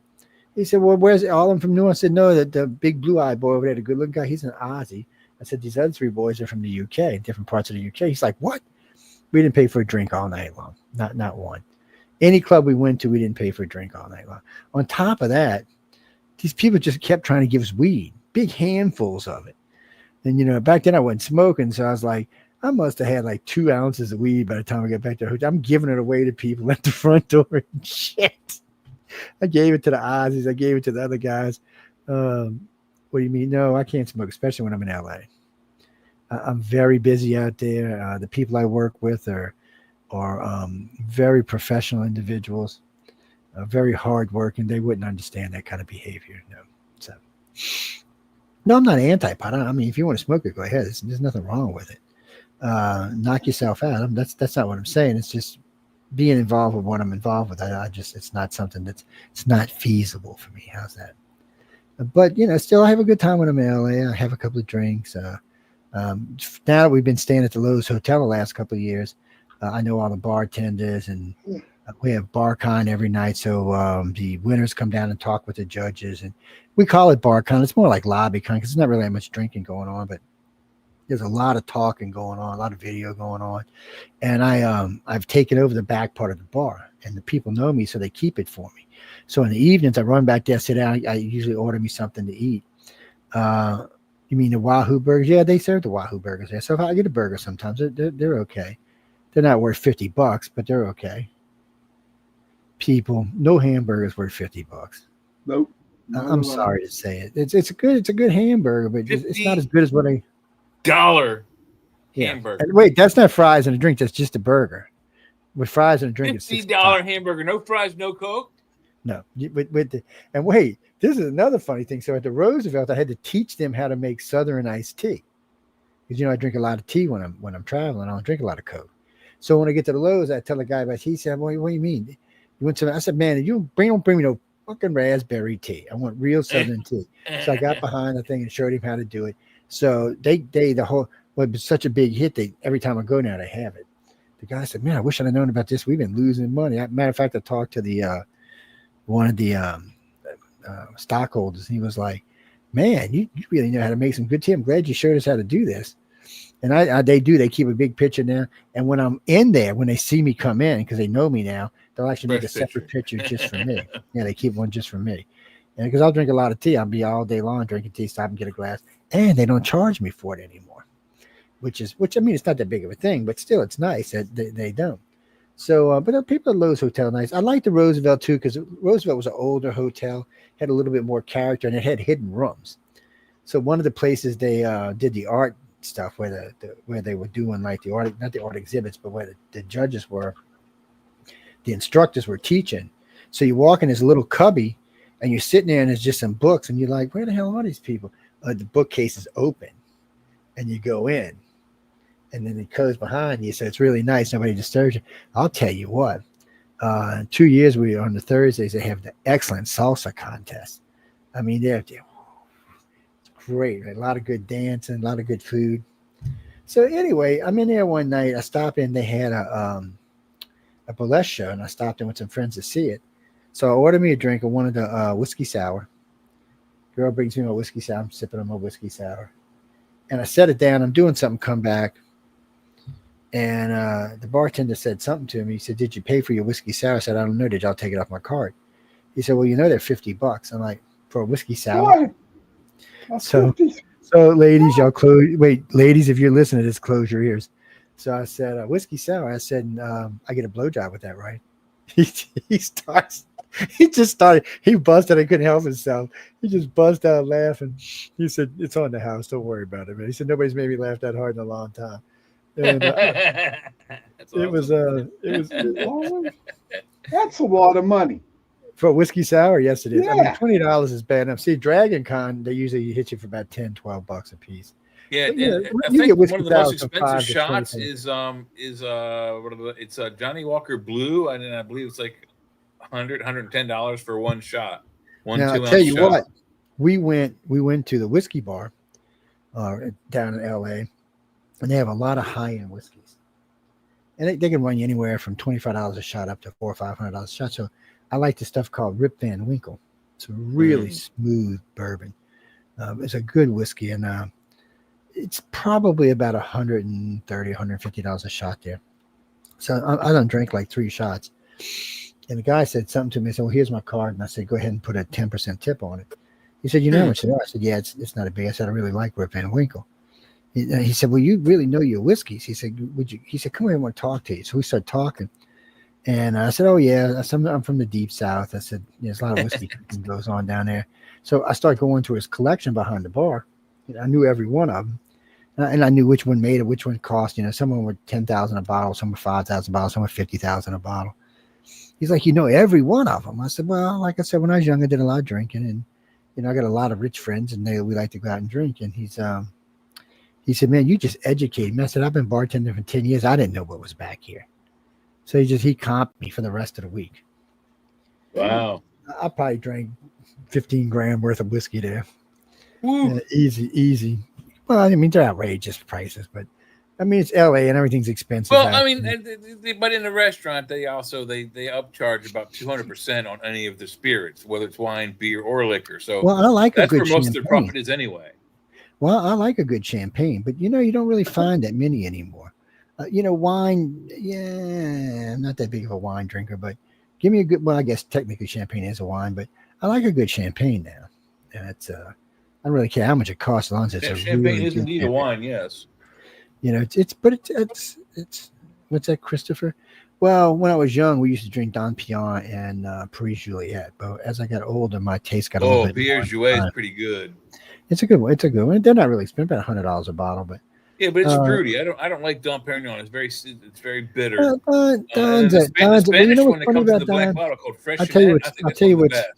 I'll tell you what's funny about Don. So when I was young, I had met this little Spanish girl, and she wanted to get married. I was talking to her dad, and he was going to give us a case of Dom Perignon 1957. This shit was outrageously expensive. It was like $5,000 a bottle, and we're talking 40 years ago. God knows what it's worth today. And he pops up a If it still bottle. exists today. Yeah, if it does still exist, he pops open a bottle. It's not your usual Don Perignon. It had much more of a bite to it. It had a good sparkle to it, but it had much more of a bite to it. So, and because some Don is fruity, some Don's sour. It just depends. Paris is always consistent. It's a consistent liquor. You're talking about Koresh. Koresh is a Koresh. I'm saying it wrong. David Garage. No, not David Koresh, but no, most champagne's only 14%, maybe 18%. They're not real. Well, they get you high because they're all bubbly and stuff. It's a sparkling wine, yes. It's but look, I drink real whiskey, 150. I'll tell you what, when I get a daiquiri, I get a 150 proof daiquiri, 151 proof actually, and I get 2 shots of Everclear put in it. Everclear is 190. Everclear, by the way, audience, is 190 proof rubbing alcohol. Ugh, yeah, you can't even actually this is such a clean, clear liquor. You can't even taste it. Now, let me tell you what, if you're not a drinker, it will put you in a grave. Yeah, it'll put you in. But it's really good. It's a good smooth thing. But anyway, getting back to the news, people, we skipped a break, so we're gonna go to the next break. But what are you talking about? So anyway, getting back to the actual news. So I was listening to the DC people today. A bunch of some protesters in DC crying about, oh, Trump's killing us. He's killing us. He's taking us over. Well, yeah, wait, how many wars has he averted? How many wars has he stopped? They're saying 7. I think it's 4. So let's see. He's a warmongering racist who's getting us into war. How many wars has he stopped? Speaking of that, you should see how many blacks have come out on Trump's side. I mean, women, men and women. I think we even got a couple of clips for later in the show, but there's been a lot come out. I just don't see how people can say he's a warmongering racist asshole that's going to get us into war, and he stopped 7 wars already. And he's only he's just barely 6 months in. He's barely 6 months in. Best place to watch this on TV is on Roku. There's nobody on. We only use the YouTube channels for storage. I mean, the people come and go on, but we only really use them for storage. There's never more than 5, 10, 15, 20 people on, because they're really for storage. Now, Rumble has more people if you want to go over there. Yeah, Rumble's actually way more active. Roku, as far as television goes, that's where it is. No, the majority of our audience today. So this show we do between 4 and 5 million people. Eugenia's on YouTube. Yeah, the majority of audience is radio or podcast radio, whatever you want to call it, AM, FM, stuff like that. Right now, I can tell you, right now in China, we have 185,000 people listening out of 1.4 billion. That's in like China. A drop in the sand. Yes, but still, it's a good audience over there. So well, we started in Hong Kong and China, and we kind of spread like an infection. What happened was I got called by so a friend of mine owned Pioneer Radio in Hong Kong before it went back to China. And when he decided to retire, he gave it to me. He said, "Look, I'm going to give you my Pioneer Radio setup." So when Hong Kong went back to China, I got a call from I guess it's like the People Republic Radio, whatever they call themselves, and asked me if I would mind keeping my station in all of China because they liked the stuff we talked about. And I said, sure, we can worry something. I said, no, we'll pay for 12 cities, 12 servers in 12 cities. We'll pay for everything. The only thing we asked is, and it wasn't Xi Jinping at the time, it was some other guy, I can't remember his name now. He said, as long as you don't talk about him, you're good. He said, you can talk about China even negatively. We're not going to give you shit because we know you do the news and stuff. And like I always broadcast, I'm a centrist. I'm an equal opportunity hater. And then when Xi took over, I got another phone call basically with a contract saying as long as you don't talk about Xi Jinping, you can stay here as long as you want. Well, we've got a big following over there now. And it amazes And me. we do talk about him. We don't talk about him in a negative way, but we talk about him in, in the Well, I global like sense. Xi. Well, I like Xi. I mean, I don't really have a negative opinion of him. I mean, I hate to see his country in ruins right now. And I Technically, know it'll Xi turn is his around last eventually. name. His first name is Jinping. Yeah, but I call it. I either call him Xi or Ping. It's President Jin, and his first name is Xi. Yeah, because they do backwards. They do their last name in the back and their first name, and I mean, they do their last name in the front and their first name in the surname back. first, for family name first, and then given name second. Yeah, it's strange. But Korea's like that too. No, we have a good audience in Japan too. We have a good audience in Singapore, all over the Asian world. We have a good audience in India, not as good as we do in China. We have a good audience in the Middle East. How many are listening to us in Mexico? Oh, I'd have to actually flip through to find out. I bet you the number 0 because anyone of significance listening to us in Mexico is already in America. So moot point. No. We have a pretty good audience. Usually our audience in Mexico is around 85,000 people. That's not bad. Yeah, it's somewhere up in there. It varies back and forth. Hey Joe, can we get back to China here for a minute? I have a question. Okay. How do they have a translator that translate our shows? No. Well, I'm sure they can translate them. Well, some closed captioning can translate on the fly as we speak into Japanese, simplified Japanese, or simplified Chinese. I'll tell you. So in the old days, accurate. They were just listening. They were just listening to English, and a lot of people in Asia can speak English, believe it or not. And they would just translate it for whoever was listening. But today, you just buy the earpad bud and stick it in your ear, and they're like $10, $15, and it translates for you, so you can actually hear my voice in real time. Yeah, well, like I said, it's not that good. Sometimes it messes words up and gets things out of context. Yes, I have that coon-ass accent, so no telling what it's going to sound like. Yeah, I mean... Well, I know sometimes when I'm speaking using voice to text, me and voice to text don't get along. That's all I'm going to say. I have cussed that thing many times. It don't work for me either. It really don't. It's maybe I talk too fast. Somebody went ding. One of your phones went ding. I did. My phone went ding. Marsha, you mean Trump? No. So real quick. Hey, Sean's fan club. Santa Claus, behave yourself. It's that's Santa Claus. In case y'all didn't know it, y'all better fucking be good because Santa Claus works with us. Yeah, and be careful because there's only one letter on his naughty list, or I'll make him become Dexter, and it'll be even worse. So I can change that real quick. That's right. I'm just warning you people quick. But anyway, I don't know. Santa's more scary. You move one letter in Santa, you get Satan. That's true. But anyway, so all this stuff going on in DC is interesting because, like I said, there's 702,000 people in DC. Only about 100's been protesting. So the other day they're standing out in front of their Jeeps doing something. So the guy just whips out a can of pepper spray and just starts hosing them down, So they were always bitching. So they got a bunch of people who said, "Oh no, we're glad they're here. I feel safe riding the subways. I feel safe walking through the streets." So they were saying how bad it was and nobody wanted them there. Well, the coalition of bad neighborhoods got together and are asking who's getting them first. Who's going to get which bad neighborhood's going to get them first? So obviously they're happy with him, man. I heard the police chief talking about it, and I heard the mayor talking about it. They seem to be fine. So then Trump gets a letter today with 5,000 signatures on it from Chicago, asking if he could please send troops to Chicago. Can you please help bail us out too? I'm like, wait, let's get some troops out. Wait till these cities see his bill when everything's all said and done. I'll bet he bills every one of them for the troops. Are we still in LA? I mean, last I heard, we were still in LA. We were still hanging out in LA. So we need to get some I don't know. Out and home. I haven't looked into it. But that isn't Trump's call to bring the military in. It's not Trump's call. He's already done it, so I'm not surprised he'll do it again. But I also wouldn't be surprised if he bills every city for how much he probably will costs to bring those troops in. So I'm listening to the mayor or the governor of Maryland the other day. I'm the commander in chief, and I'll do this and I'll do this. So I wrote him a real sweet letter. I said, "You are not the fucking commander in chief. Trump is the commander in chief. You are the governor of your state, not the commander in chief, but the governor." I said, "Let me explain how the military works. Trump is the commander in chief, which means he can assign any military he wants anywhere in the country anytime he wants to, but he cannot assign regular military You can only assign National Guard and National Reserve Guard, troops. because regular military gets a little antsy when you do that. Well, he can also use emergency troops as well, reserve troops. He's so he's got to be real careful how he uses the regular military.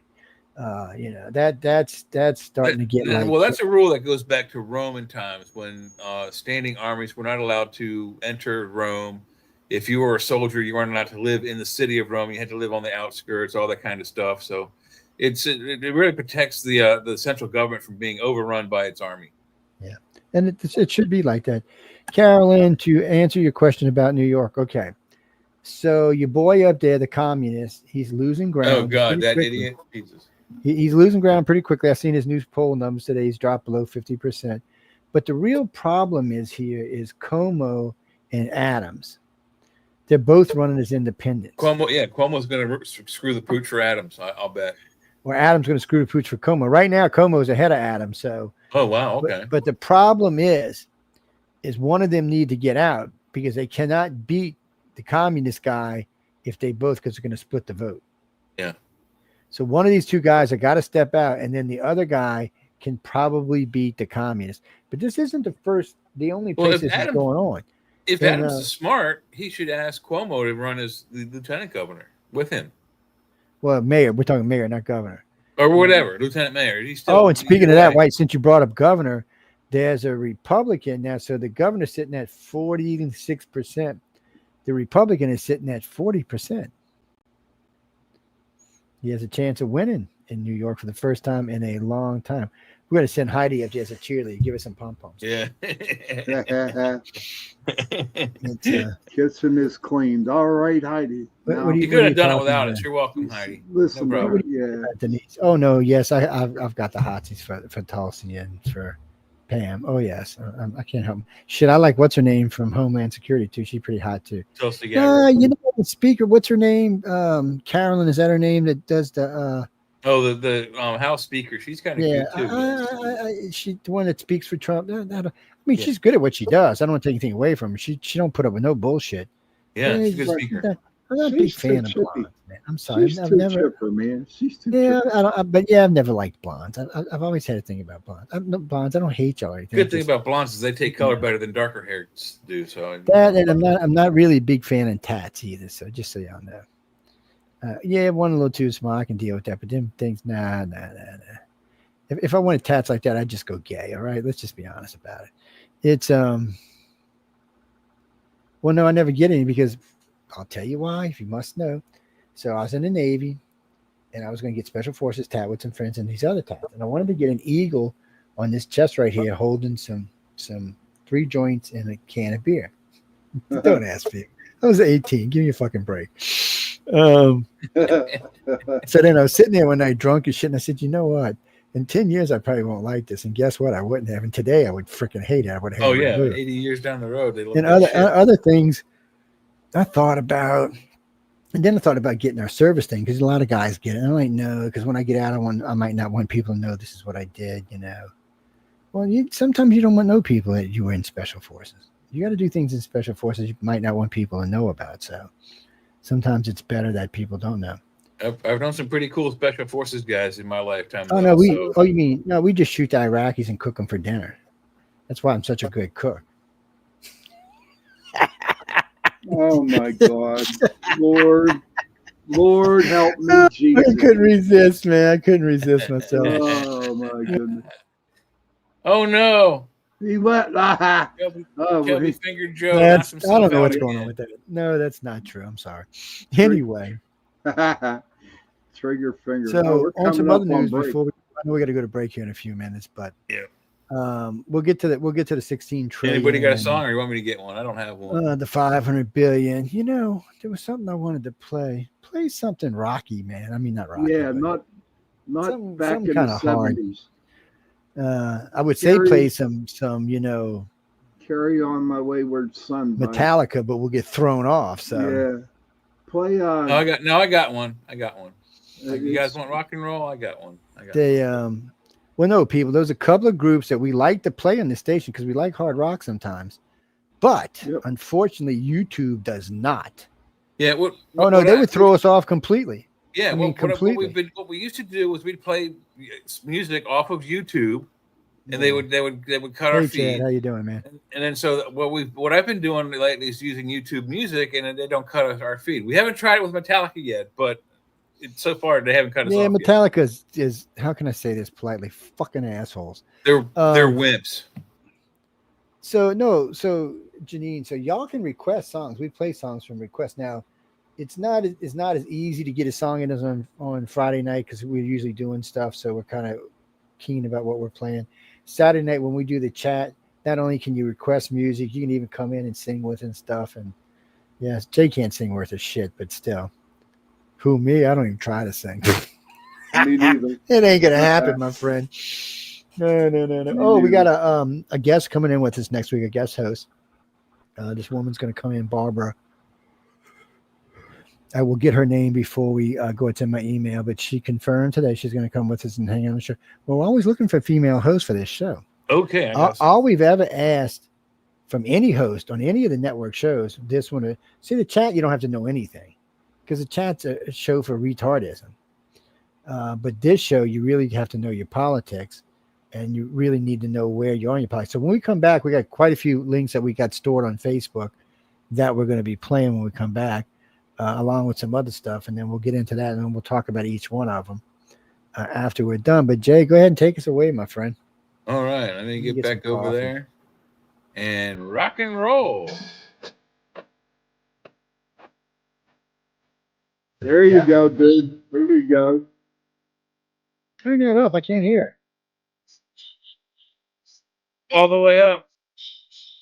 What the hell? Goes to 11.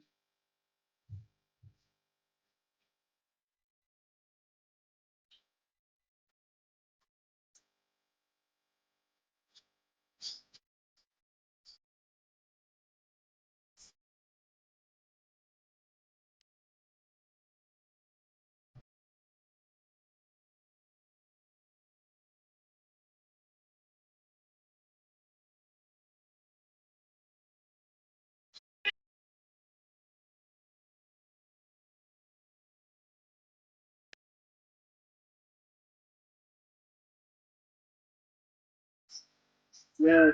No. Since Heidi's in the room, we got to play Six Gun Joe.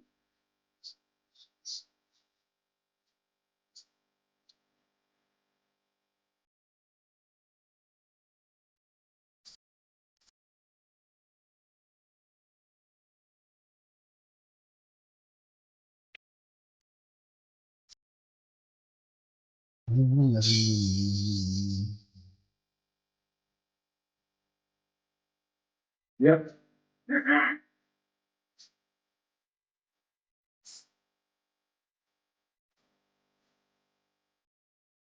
Six Gun Joe. Yep.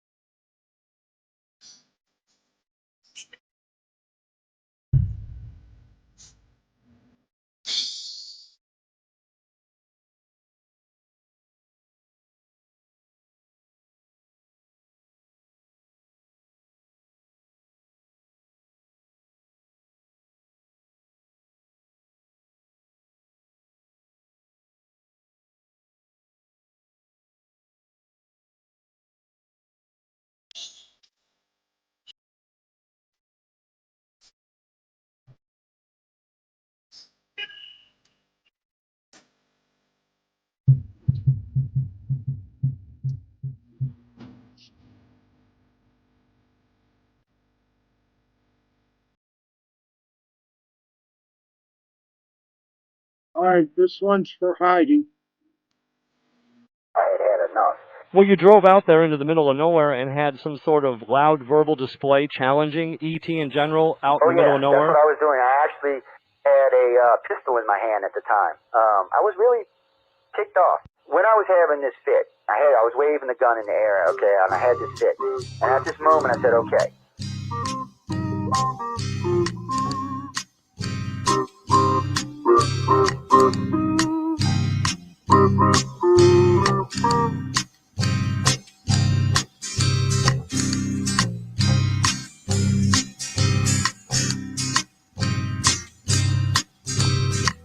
He was a Louisiana man named Montaldo. Folks around called him Six Gun Joe. Worked with ICAR, don't you know? Investigating UFOs. Out for a drive with a gal one night, they stopped to check out the reporting site. When an alien lit right there on the ground, he commenced to throwing his weight around. Now, old Six Gun didn't take too kindly to that kind of thing, especially without Vaseline or anything like that, Seriously. Well, Six Gun looked that critter right in the eye and said, "Any last wish before you die?" Yo, reached for his gun, quick as a twitch, and said, "Fill your claw, you son of a bitch." Now a legend spread across the land about this pistol-waving man. But if you're from space or from Earth below, you don't give no lip to Six Gun Joe.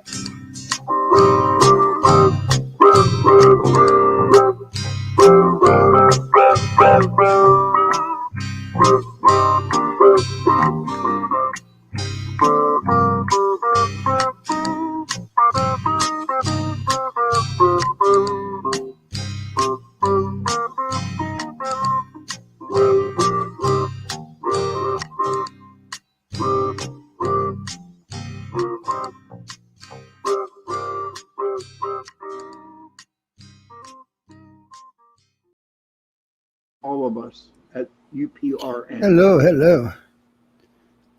No, Gene, that song was actually written about me. Oh God, I don't even say how long ago it was. It was a long time 24 ago. years ago. I was on Wake Up USA at the time, so it was even longer, like 28. Wow. Well, before I owned a network and hosted UFO Undercover, I used to work for a company, Stardust Radio 1690 out of Riverside, Iowa. And the show I hosted was Wake Up USA, UFO Study. A lot of times we just called it Wake Up USA because we did a lot of veteran stuff as well. But I was on that show one night talking about, I had stopped, I was out in Honey Island Swamp near the NASA Stennis facility in Mississippi. And I was pissed. I said, enough of this. I'm tired of this. I'm tired of chasing, blah, blah, blah, blah, blah, blah, blah. And I went off. So a couple of nights later, I was on air and I was talking about it. And so Ian decided he was going to make a joke because Ian didn't like me. So he wrote this song. So he thought it was going to piss me off. Actually, is why he wrote it. So a friend of mine just all crazy calls me up and goes, "Joe, look, you got to hear this. You got to hear it." Oh, man. I said, okay. So I listened to the song. I'm busting a nut. I'm laughing my ass off. I loved it. So I write to Ian. I said, "Ian, can I use it as an intro?" Because I loved it. So Ian is just stunned. I mean, he's just stunned. He's like, because he thought I was going to get really pissed. So he writes me back. He said, "Well, I guess we can be friends because I didn't know you had a fucking sense of humor." He said, "I always just thought you were a hard ass." I said, "No, I got a great sense of humor." And he's like, "Well, yeah, you can use it all you want." I've been using it ever since. I was going to get rid of it and replace it with this other song we have, that talks about being taken. But I got such backlash from my listeners, so it's why it's still there, even today. I love the song. It's hilariously Hey, funny. Joe, It's Heidi would divorce us if you took off what? that song. Heidi would divorce us. You know what I mean? Oh, no, you left it, but if you took it off, then Heidi would divorce us. Yeah, no. It's a good song. It's a lot of people like it. Ian gets paid every time I play it. I mean, not a lot, but he gets paid every time I play it. It's there's a if you ever look up the song on YouTube, there's actually an explanation from Ian where he's talking about how this song came to be. Yes. Well, there were several songs written for UFO on the cover. There's still one of them we play even today. It's well, UFO on the cover is a different kind of show. It's not like this. It's not like what we do on Saturdays. Arthur's Quill's very laid back. We're talking about usually famous authors or winners. It's a little bit different kind of show. The chat is just, I don't know. It's like somebody hit us all in the head with a rock or some shit. And it's an out of control show. There's not much politics. Every now and then there is, but we usually try to stay away from politics. See all these gray hairs? Look at all these gray hairs from Saturday night. Sean is only 29 years old. Yes, it's rough. 29 years old. The show is insanity, and you never know what's going to come. And sometimes it's food. Like we got a big conversation last week on food, a week before last on food. But that's one of the more popular shows for some reason. Food porn. Yep. But we can talk about anything. It's audience driven, so the audience decides. And since we have audience from all around the world, you never know what the topic's going to be. Right. Well, a friend of mine wrote to me the other day and asked me if we talking about how to travel in Asia. And I said, dude, I haven't traveled in Asia since I was in the military. I said, that's a whole different thing. Yeah. You're there to work. Walking around in that Navy uniform. Them little girls like that shit. They do. Yes, I'm just telling you, people say you look good in a uniform. Oh, muscled up, uniformed up. Hell yeah.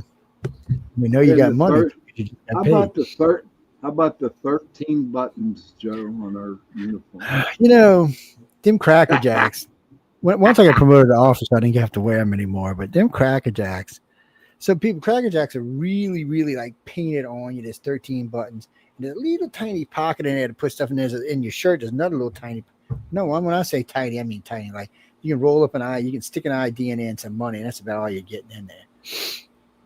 No, and if you're in a hurry, or some girl's trying to get in your pants really fast, it's not going to happen. It's you gotta start on the side, work your way across, work down the other side. I don't know if you did this, but I did it. I only buttoned 4 buttons. That was it, dude. Well, it depends what I was wearing. If you could see them, they all were buttoned. If there wasn't, my pea coat was one of the greatest things I wish I had a pea coat now. Them damn things. Oh, they are so warm. I got one at home here. I got one at home right now. I wear it. Yeah, I miss having mine. Yeah. They do 2 things. What most people don't realize that they keep you very, very warm, and it's such a thick coat that you can stand on the bow of a very large ship and get sprayed directly in the face with the ocean. Your face will be wet, but the rest of you will be dry as a bone. That's why the Navy made them. Yeah. They were great. Janine, so real quick, we'll go through this real quick, and then we might play some links. So right now, currently, Trump's got $16 trillion in manufacturing coming in. That's more than India and China's GDP combined. Yes. So that's just stuff we're bringing into the country to help us out. Right now, he's generating about $500 billion a month in tariffs. When he finishes all his tariffs out, he's going to be like $1 trillion a month. That means with what he's got in GDP and what he's bringing in with the 16 trillion and $1 trillion a month, he'll pay the deficit off about 2.5 years in, maybe 3. But the United States won't have a deficit anymore. That makes us so much more powerful than anybody else in the world because now we got free money. When I mean free money, we got money to spend on whatever we want. We'll double the size of our military probably, which I wish we wouldn't. The problem for us is Russia's not really a threat. Other than nukes, Russia's not a threat to us. China's trying to be a threat to us, but Trump's tried to talk to Xi about this, going, look, stop building nukes, stop building ships. We'll stop doing it. You don't stop, we're not going to stop. We have triple the amount of airplanes they do, and they have 50 more ships than we do, but that's not including Europe or NATO. When you add those in, then our military is 3 times the size of theirs. It's a no-win situation for them or Russia. And they've only got 800 nukes, and only 200 of them are even on missiles. No, I don't want to go I got a lot of friends in Asia, not just in China, but all of Asia. I don't want to see anybody get nuked. I'm tired of hearing nukes. Nukes should be gone. We're in 2025. I thought by now we could have got rid of the nukes, started decreasing the military. Well, it makes it hard because when you have socialist communist countries, nobody wants to trust them. So even though China has really come a long way since World War II in the way they treat their people and the way their country looks and the things they have, they're still a communist country. And nobody trusts communism. So just to put this in perspective, let's talk about Wuhan for a minute. And I had a lot of friends in Wuhan. I still got people there. We had people we've played this on air, by the way. So we had people following people around in Wuhan. We were there for when the hospital collapsed. We got all kind of images of that, people laying in the gravel and shit in the rock. But worse than that, they brought 40 units out there, incinerators. We got pictures of people still moving around in the bags when they were being thrown in the incinerators. Oh yeah, live. It's hard to look at. It's hard to see. And then eventually China banned everybody from the streets. So they would only images you would get is them walking through the cities with these blowers, blowing all these chemicals around, I guess, trying to kill the virus.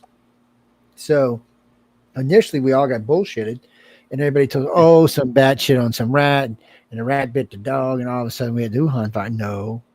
Now we know for a fact that Wuhan was doing work on the COVID virus, being paid for by Anthony Fauci, which he'll probably get a life sentence for this. If they find him, but I think whether Biden it was leaked, pardoned him though, didn't he? Yeah, but the other day they said if it was done by whatchamacallit Penn, it's null and void because they don't think Biden did them. They think somebody else did them. So no, the judge was very specific about it. He said, well, unless you can prove to me that he was doing them himself, he was there, he told somebody to do them, no, we're thinking somebody else did them. So, but anyway, getting back to what we were talking about. So now the Wuhan, it comes to Wuhan, was it an intentional leak or an accidental leak? Now, I don't know how China runs their labs, but I know the U.S. has really strict shit when it comes to those kind of labs. I mean, it'd be really hard to leak anything outside anyway. Maybe not inside, but outside, it'd be really hard to do it. So it really seems like the leak may have been intentional. Was it a China thing? Was it a U.S.-China thing? I don't know.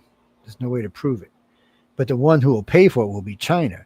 So now that we know that this was leaked from the Wuhan lab, just the other day, the EU decided they want reparations. Well, China's only making $11-12 trillion a year. If you start hitting them for reparations worldwide with 8 billion people, they're done for. They'll be a third world country again. Can you imagine being hit with $100 trillion in reparations? There's no way to pay that.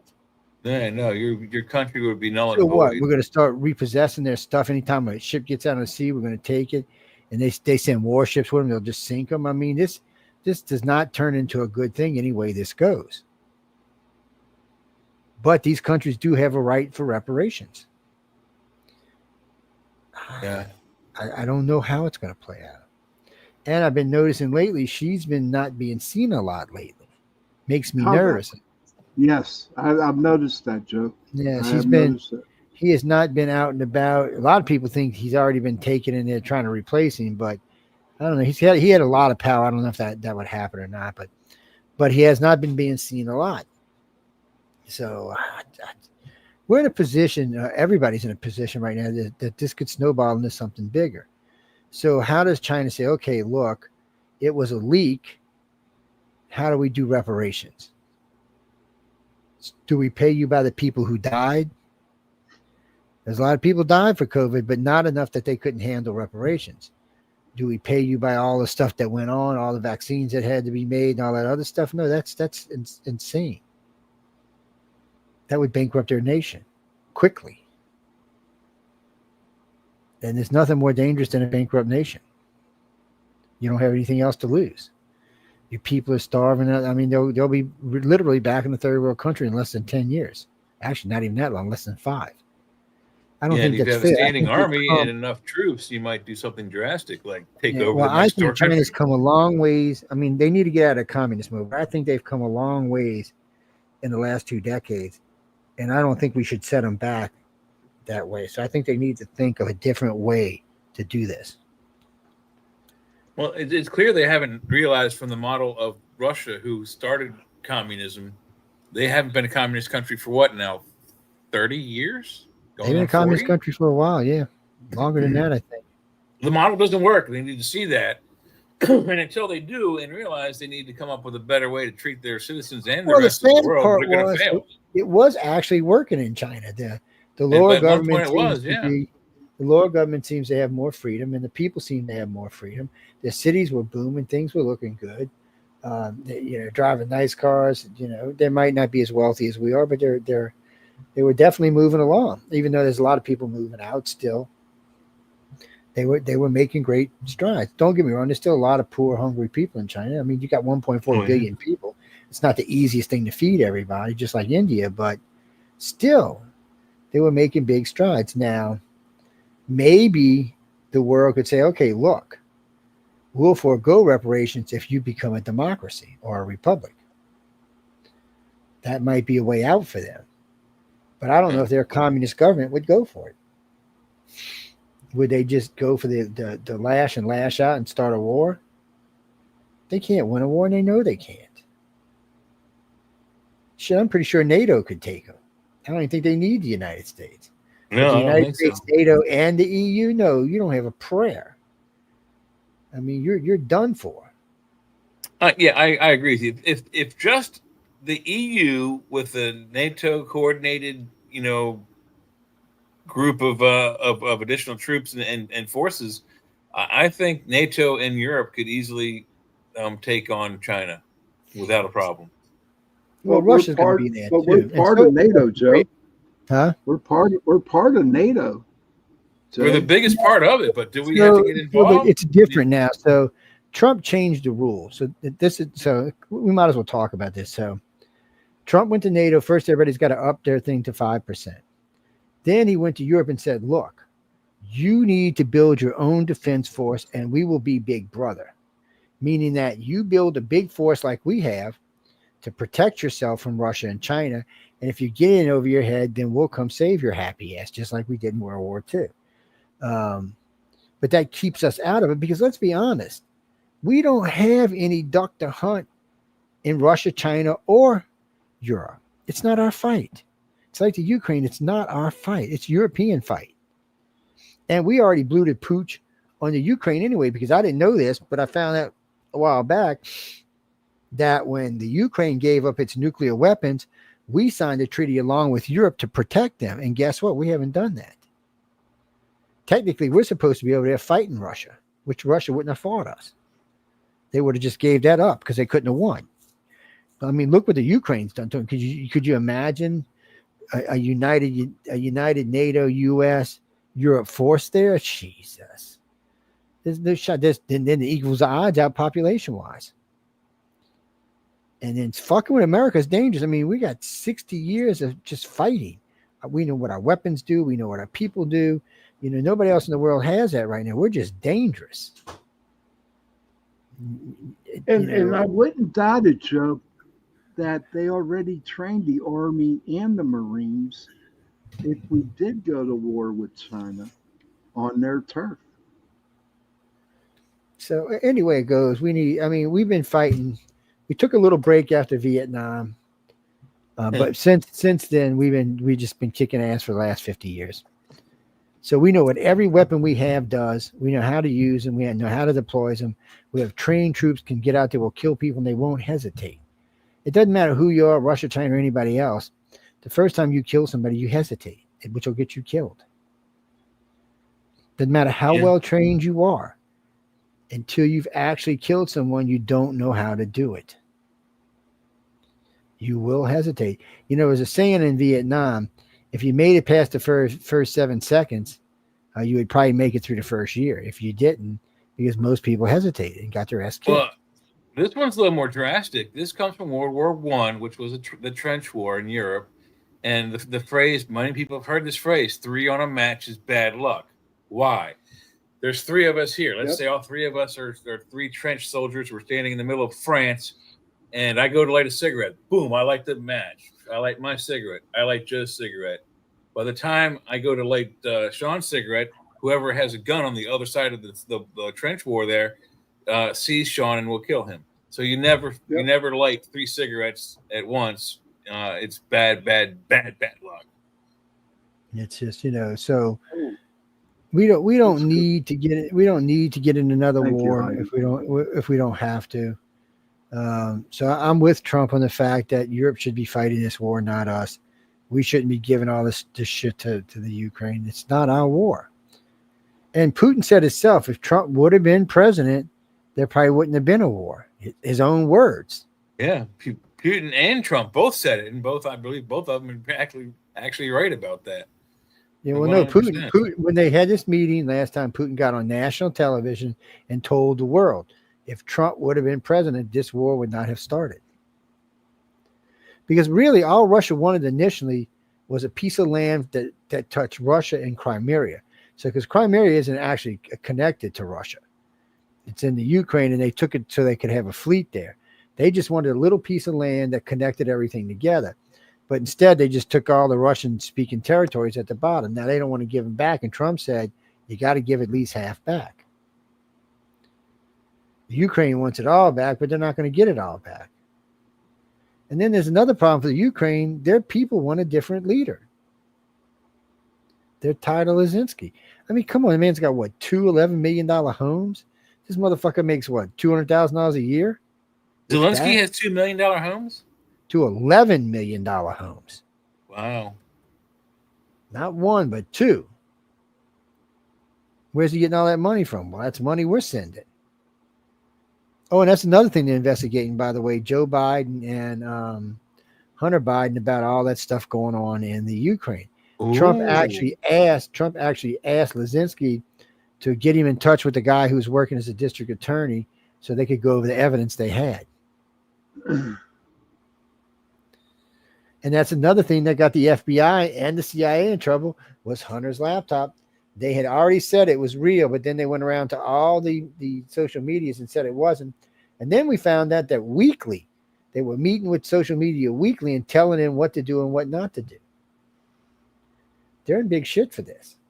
You can't do that. It's illegal. That's social media. That's freedom of speech. And they were fucking with it hardcore. I mean, I lost how many YouTube pages and Twitter pages? It's ridiculous. So the more they investigate the Democrats, the more shit they find. I mean, this was like a 12-year conspiracy that no one had touched. Actually, technically, it was a 16-year conspiracy. And every time they open a box, they find something else. I mean, the Democrats are in deep shit. I don't even know how they're going to dig their way out of this. And current forecast has them losing big in 2026 and probably losing big in 2028. Yeah.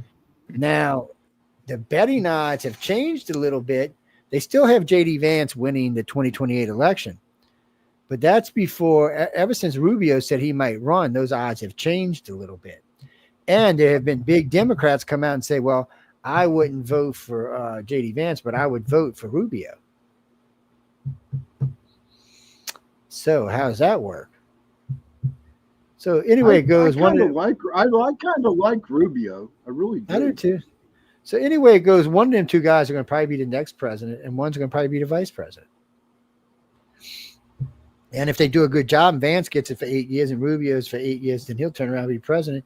That'll give us 16, 20 years.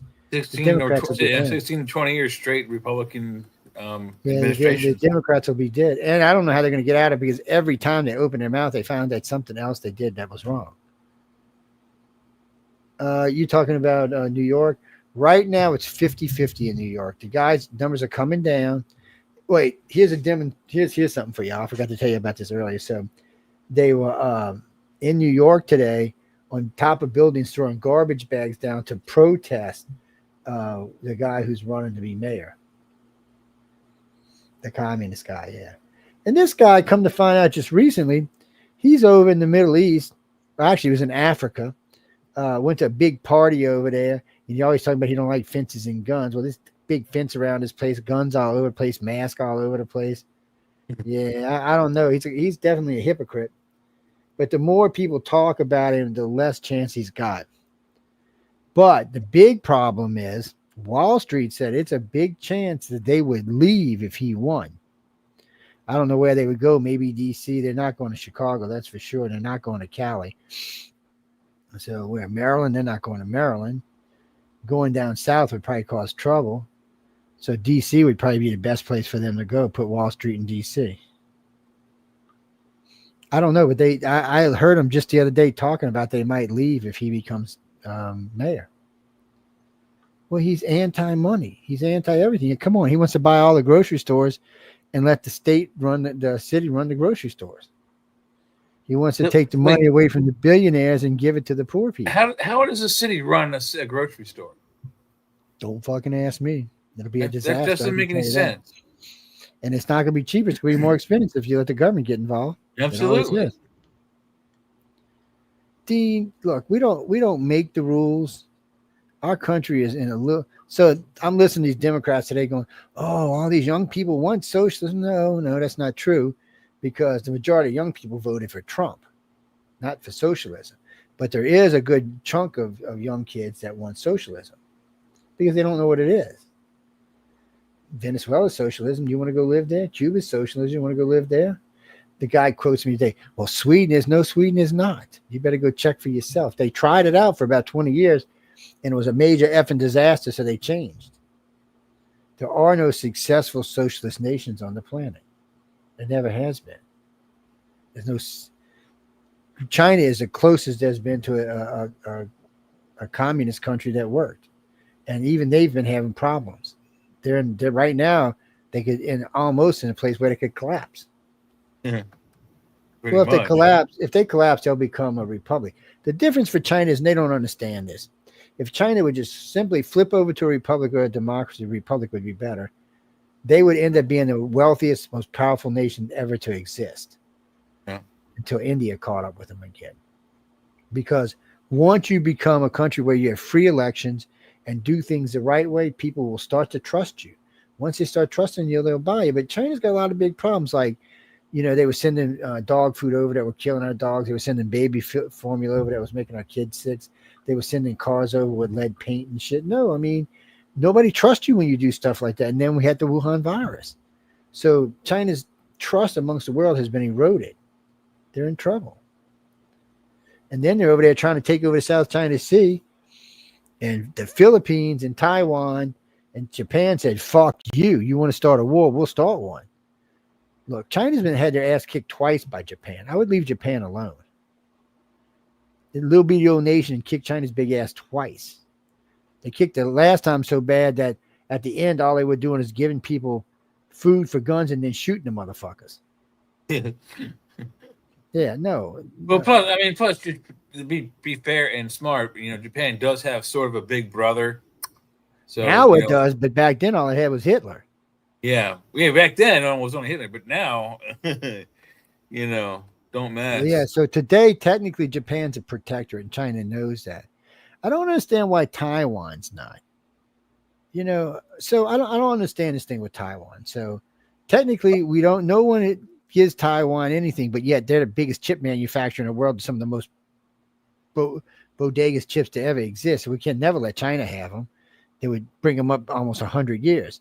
And we can't be sure that China hasn't already stolen them anyway. No. Actually, they're way strict. There's been as far as they know, no one's. And plus, each one of those buildings has a nuke underneath it. Oh really? Yes, they cannot let China have that technology. In Taiwan, China, everybody told Taiwan the same thing. First time China gets one of them, you're done. No more business with you. Your buildings go. Why can't we move it to the United States then? We're moving a lot of it to the United States. But we want to keep Taiwan making money and doing it. We've been giving them a military for a long time and helping them to do things, sending them boats, sending them ships, sending them planes. We've done that with a lot of countries. If you look at if you go to any big box store, I don't care whether it's a grocery store or a department store or a hardware store, look at the boxes on the stuff you're buying. Almost all your light bulbs and a bunch of other things are being made in Vietnam, like most of your patio furniture. Yeah, well, that's that deal. So there was a deal cut with Vietnam. There's been another deal cut with Vietnam too. So Japan, we set up with electronics. Japan does all of our electronics. So you go to anything, whether it's an air fryer or a microwave or a TV, all the electronics come from Japan. Yeah, well, when China lost, up after we beat the living snot out of them. No, but that's not what happened with Vietnam. So what happened with Vietnam was China lost trust, and Vietnam called the United States and said, "Look, we will give you everything China does at half the price and with better quality. And they've been doing it. Mm-hmm. So that screwed China. I mean, you can't go Every pick on single Vietnam. light bulb is And made then in Vietnam's not communist anymore. I don't know what they are, but they're not communist anymore. So they've even changed on their own. Yes, they have. Even after they kicked our ass.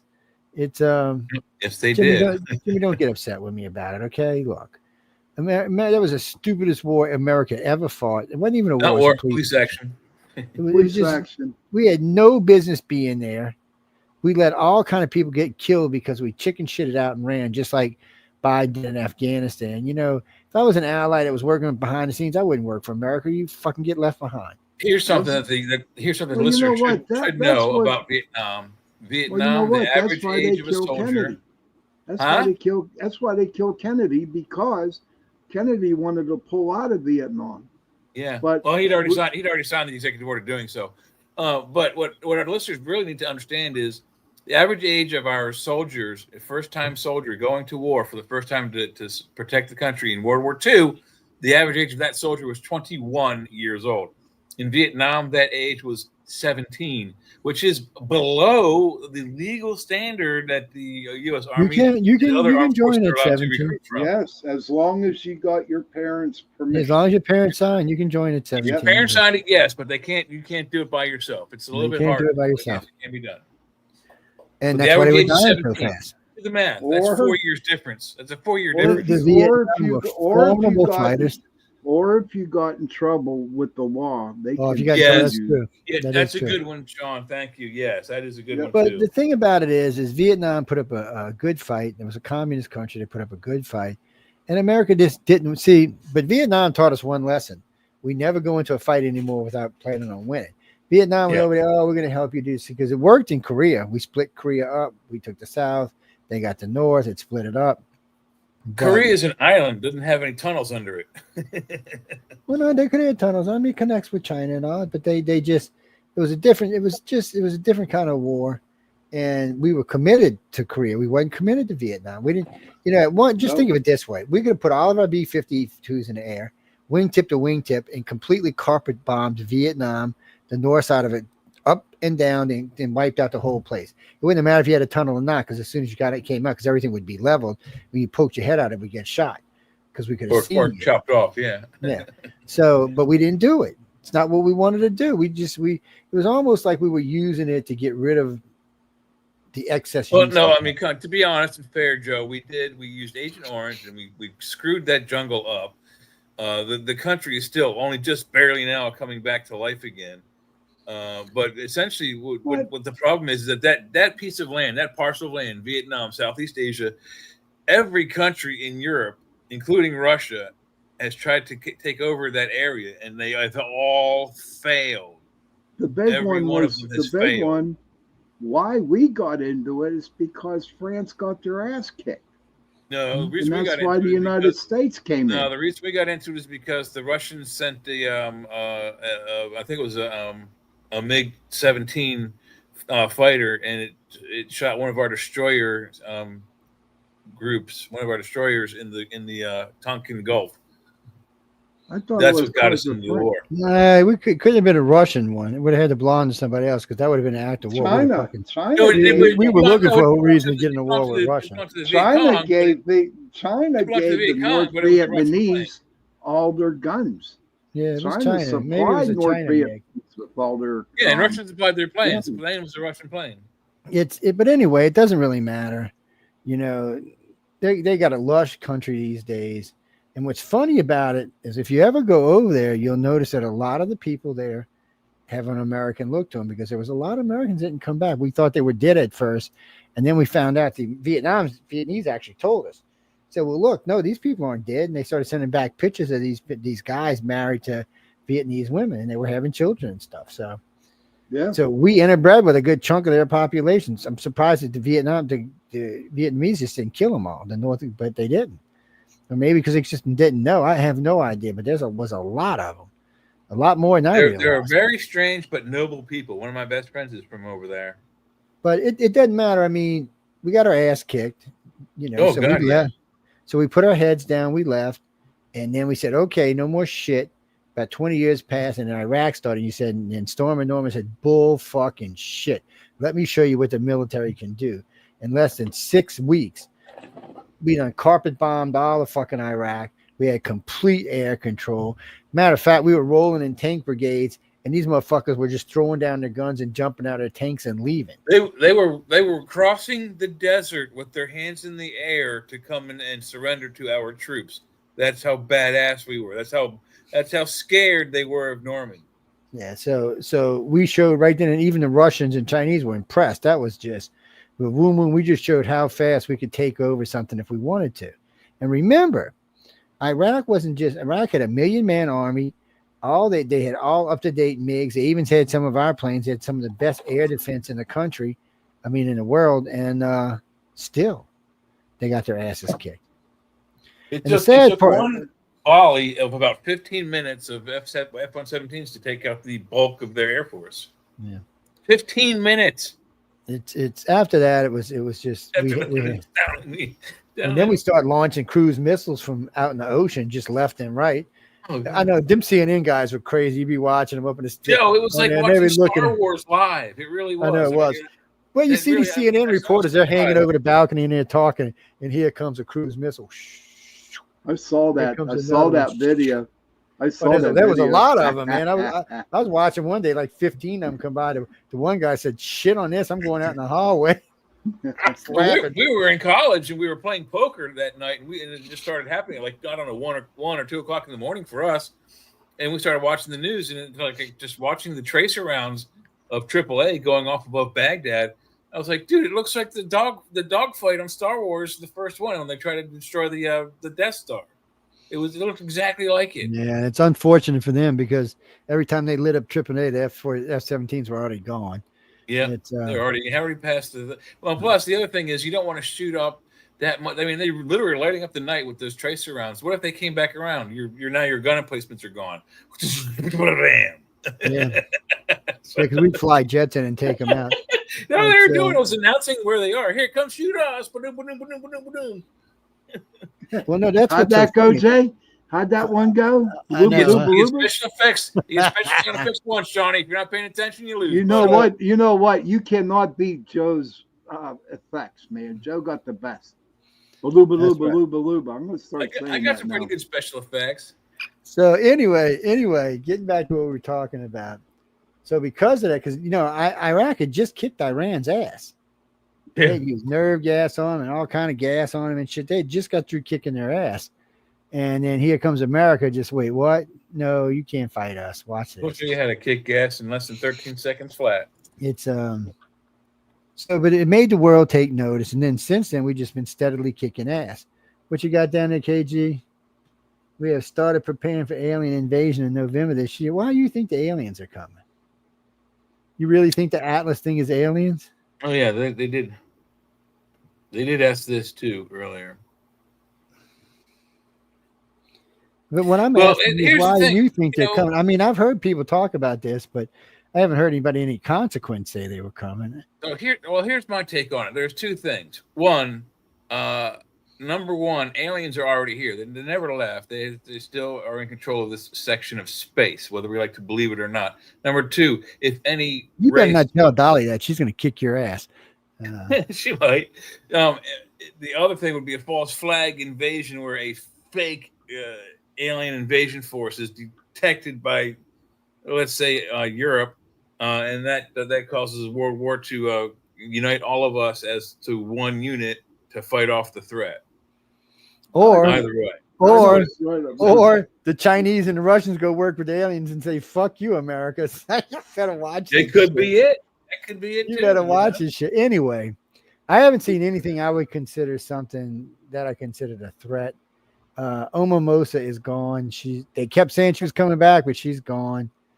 She's on her way. And then there's this thing about this signal. First, they said it was from the first one, because she was the first one. Then it was the second one. This is the third one. They're all interstellar, by the way. And then they said there's a signal. Then they said, no, there wasn't a signal. And then they said, oh, there was something. Then they said, oh, no, there wasn't. But then the scientists said, well, if there was a signal, I don't think it was directed to us. I think it was directed to the other ship. So a world is thinking, oh, we got this alien signal. They signal us. No, now they're thinking, no, we just intercepted the signal. But nothing so far in the signal could be considered hostile. I don't know. I haven't seen enough about. I've watched several videos on this atlas, and so far I haven't seen anything that makes me feel like it's an alien craft. It is big. Originally they said it was 20 kilometers. I think they broke it down to 12 kilometers, which is about 6 miles, 6.4 miles or something like that, which is big. But it's still not coming to us. It's still going, still riding the ecliptic. It's just what's funny about this ship is, and this is why people think it's not an asteroid, because it's riding the ecliptic. It's riding just like when we shoot a satellite into space and we use other planets to give it gravitational boost. That's what this thing is doing. But the funny part is when it came into the solar system, it wasn't going like most of it. She was doing 134,000 miles an hour. This one was going different. So, but it's picking up because every time it passes a planet, it picks up. So that doesn't sound like something that's getting ready to stop, does it? It sounds like getting ready to zip out of here. I mean, if it was going to stop, it would be on a different plane or it'd be on a different trajectory so it could slow down. This seems like it's picking up more speed. There have been some weird lights on it. They can't figure out what the hell they are. Some people think there's like a solar sail wrapping it or something. So let me get this straight. In summation, you just said that it changed course and accelerated. No, it didn't change course. It's been the exact same course. It's on the elliptic. It's been coming in like this, and it's riding right on the edge of the planet. So most stuff comes in like underneath us or above us on the side of us. This is actually riding right there. It's coming on the plane of the ecliptic, yeah. So the same way we would shoot any satellite. That's why people thought, okay, well, that's how we put our satellites in space. That's how we get them to pick up speed as they were leaving. That's how we do it. And this thing's doing the same thing. But the problem is it's not coming to Earth. It's going by Mars, but it's not really coming by us. Unless it changes course, it's going to miss us by quite some ways. Matter of fact, Earth's going to be kind of off cockeyed. So wait a minute. Yes or no? Is it slowing down or speeding up? It's not changing speed at all? It's speeding up. It's speeding up. Each planet it goes by, it picks up. It picks up speed.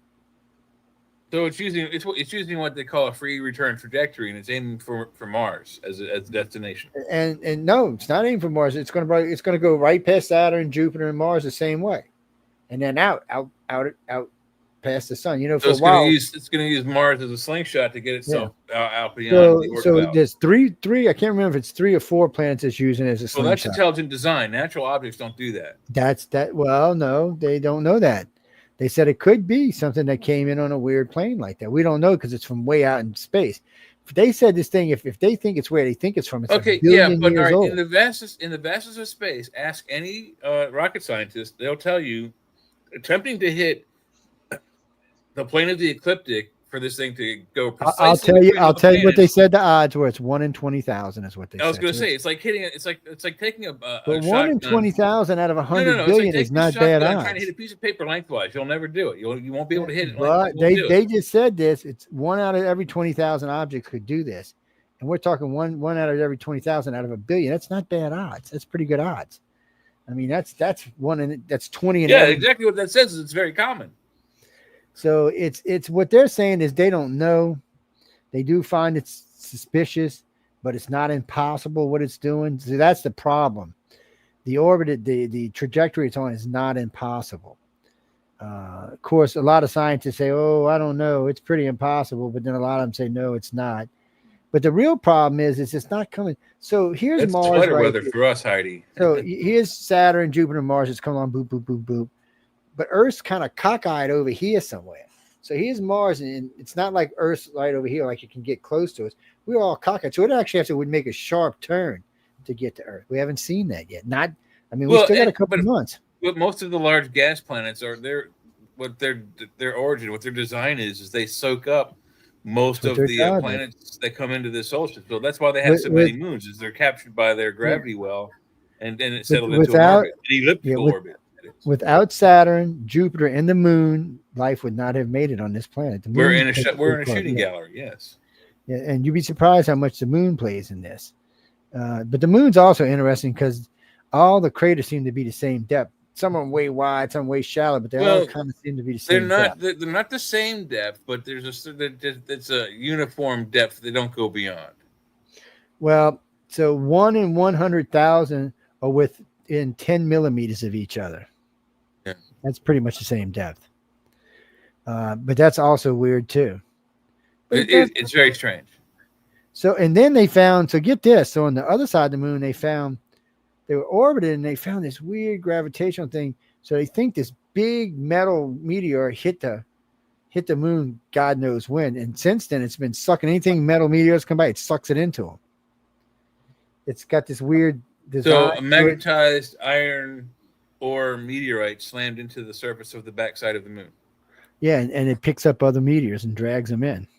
Well, okay, so I don't know this. This might be a stupid question, but if it was a non-magnetized iron ore and then it slammed into the moon and it's now magnetized, that means that the planet, the moon, is of some sort of other type of harder material enough to slam that rock into becoming magnetic. Well, they're pretty sure the rock itself was magnetic, but what gets them is they knew it was pretty big.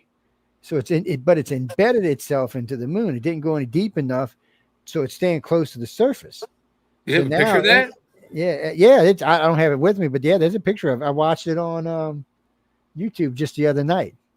So I was surprised because I had never heard about this before. I've been hearing a lot of stuff lately I've never heard about. It's kind of interesting. Some of that stuff. I mean, I get a lot of stuff sent to me, so it makes my life easier. But still, it was on YouTube. Just look it up. Just magnetic rock on the moon probably be the easiest way to look it up. But it was only about an hour video. I don't even know if it was an hour, but it was very interesting to watch.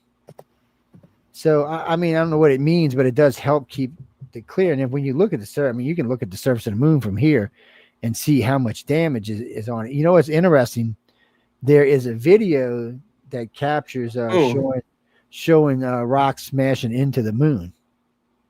A recent video. It shows like 24 of them or so on different days, different months, just pow. Here's a question. Are there magnetic rocks on the moon? This is on a Google search page. Samples from the moon returned from the NASA Apollo missions in the 60s. Shows remnants of magnetism in surface rocks. So yeah, so there are surface rocks that are magnetized on the moon. That's this verified. Is not like a rock. This is like a no. Yeah, no, I know. But that just verifies that. Kimberly, what are you talking about? No, I mean, look, we keep we to be frank with you, only getting about half of our stories we needed to get through tonight because we keep switching into other stuff. But well, that's what the show is about. When we get into different things, we get into different things. Not until we start doing the polls. The polls. We don't have no polls coming up for a while, right? Oh no, 2026 we will have some coming up. Yep. Oh, guys, so I'm gonna tell you a little secret. We are the most accurate pollsters in the entire United States by far. Yep. We were so accurate in the last few elections. I'm surprised they haven't given us a job because I mean we just nail them every time.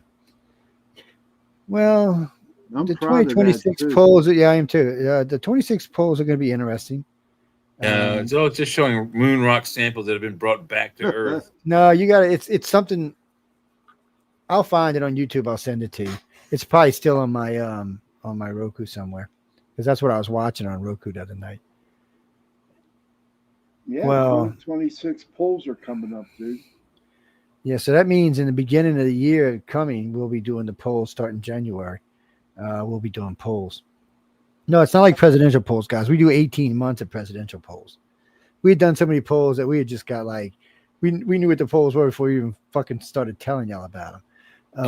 It was weird. They were embedded. Yeah. It was embedded in our head.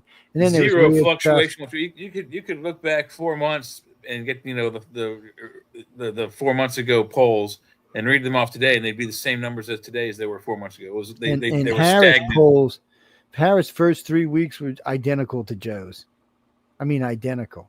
And how at any point Harris was ever ahead of Trump was just, you knew it was a lie. you knew it was a lie. And because I own APC, the American Polling Company, I do put up polls while we're doing this just to check the other polls to see how accurate they are. But I usually let our polls run between 10,000 and 100,000. So I don't even consider them legit polls unless they're 10,000. And we'd get a bunch of these 1,000 polls. We're like, oh, come on, another 1,000 poll. Because 1,000, if you go to Boston and you take 1,000-person poll, what's the odds there's going to be any Republicans in that poll? None. Zero. I mean, maybe so one or two. So you have to go to places where you know you got a good mix. Oh, you mean Cali? No, I mean, come on, you're in Los Angeles. The odds are that you're getting any Republicans in there pretty zero-ish. You know, it's going to be pretty interesting since Trump took away PBS's money. I want to see how they do. Well, okay, I'm glad you brought that up because I'm a little irritated about that. NPR, I'm glad. You know what's funny? NPR has been around a long, long time. People don't realize that. And for a long time, NPR was bipartisan. They did excellent news. You had Republicans, you had independents, you had the Democrats, and all of a sudden, about 10 years ago, maybe a little less, they became opinion news. They became Democratic opinion news. There was no. Well, they did some real news, but it was all Democrat news. It was nothing was ever good for the Republicans. They quit having Republican guests and so on and so forth. For almost a decade, they didn't bring on a Republican on their show, and they tried to say that's not true. And then their assistant editor came out and showed them what they did, and everybody was just couldn't say anything anymore. It's kind of like The View. Reason CBS got The View on hiatus is because all of a sudden they found out for the entire last year, not one conservative was invited onto the show. Not one. It was all Democrats for like the last 3 years. So there was an ABC, CBS, whoever owns them. We're like, okay, we got to work this out. This can't be like this. So when this show started, when The View started, it was a good show. That's propaganda, 100%. Yeah, That's what it is, propaganda TV. But when Barbara Walters had the show, and the show was coming out for a good 20 years, it was a good show. I mean, they did, they were fair. But it was balanced. still a bunch of old broads being nitpicky on a bunch of shit they had no control over anyway. But at least it was balanced. It wasn't, but now there's no balance. Yeah, I see your point. Okay. Now there's no balance. So, I mean, come on, Whoopi Goldberg. I'm not going to say what I was going to say. I'm going to be polite, but Whoopi's a moron. Joy Reid is just oh my God. No, shoot me now. Do away Sonny with Hostin. me. Sonny is the biggest fucking moron on the planet. Plus, she got her husband in trouble. She was talking about something medical or something. Yeah, he's on investigation. He got indicted. Yep. I think for medical fraud. Who are the other two white girls, man? They seem to be okay. There's one conservative on there, and she tries to talk, but it's like what's his name on CNN? What's his name? He's fucking good. He's a Republican. Yeah, he takes him on all the time. I'd like to get him to come visit the show. He doesn't play, and he's always on point. And the black girl who hosts the show, she's an idiot. She always wants to jump on the other side automatically. What's the girl, Joy, whoever got fired? She I always get the two Joys confused. Oh, Joy Bayard and Joy Reid. So Joy Reid's the one who got fired. Joy Bayard's the one on The View. Joy Reid's a kind of big, chunky black girl. She got fired. She's an idiot too. I don't really watch the show, so I can't give you an answer on that one. But Scott gets up there. Scott Pelley, is that his name? No, it's not Scott Pelley. What's his? I can't think of his last name right now. But he gets out there and kicks ass nonstop. That's what you have to do. What's that? What the hell name is that? Oh, you're on Pal Talk, aren't you? Okay, sorry. Hey guys, I got to go to work tomorrow, so I'll see you tomorrow night on the chat. All right, stay out of trouble. You ain't got much longer anyway. Yeah. All right, brother. Have a good one. Don't get nobody pregnant, man. Don't get nobody pregnant. No. And then you got to give extra presents. That's all I'm saying. Good night, man. Yeah. You're actually good for Santa, even though you're him. I haven't seen anything on this atlas that makes me think it's extraterrestrial. I mean, it might be a probe or something. I mean, maybe so. Maybe it is a probe. But I haven't seen. You know what? You want to be worried about an asteroid, be worried about fucking Apophis. Yeah. So in 2029, Apophis is going to come so close to us, it's going to fly below the communication satellite. I thought that was next year for that. Is it? I thought it was 29 now. I have to look. I think it's 26, then it returns in 29. Oh, yeah, that's what it was. Actually, They said if it doesn't hit the gravitational hole when it comes back in 2029, it won't be a problem. If it catches the gravitational hole when it comes back, if it hits the keyhole, boom, it's gonna land in the Pacific Ocean somewhere and cause a tsunami, like I don't know, 100 feet tall or something. China is China's west coast and the United States east coast will be gone. Okay, well, that poses a good question. So let's say Apophis comes through between the satellite ring and the planet, which is between the moon and the Earth, and it hits that keyhole right dead on spot. That when it comes back around in 3 years, it hits the ocean. What then? Are they going to tell us? They won't have to because we'll know in 2026. That's what I'm saying. No. There's only so many satellites that can calculate that. There's 9 of them. Yeah, are they going to tell us? Well, yeah, they'll tell us because it'll be live, and all the scientists will be watching it live. So somebody will slip up and tell us. Guys, I mean, will it wipe? I know it's not an Earth killer like the one in South America was. And get this, now they're saying there was no Gulf until that asteroid hit. That's not true. That's what they're saying now. They're saying there was no Gulf. If you look at some of I don't know if it's LiDAR, but satellite imagery of the Chicxulub crater, it's right at the end of the peninsula of Mexico there. It's the crater doesn't go as far in deep as where the Gulf of Mexico. But that's what so what they said is when it came in and hit like this, it came in like this and it blew back like this, blowing. It may have scooped out all of that dirt. Yeah, that's awesome. So here's another problem though. So if you're in Florida, there's a plate that goes off the coast of Florida about 200 miles, and it's only a couple hundred feet deep. Okay.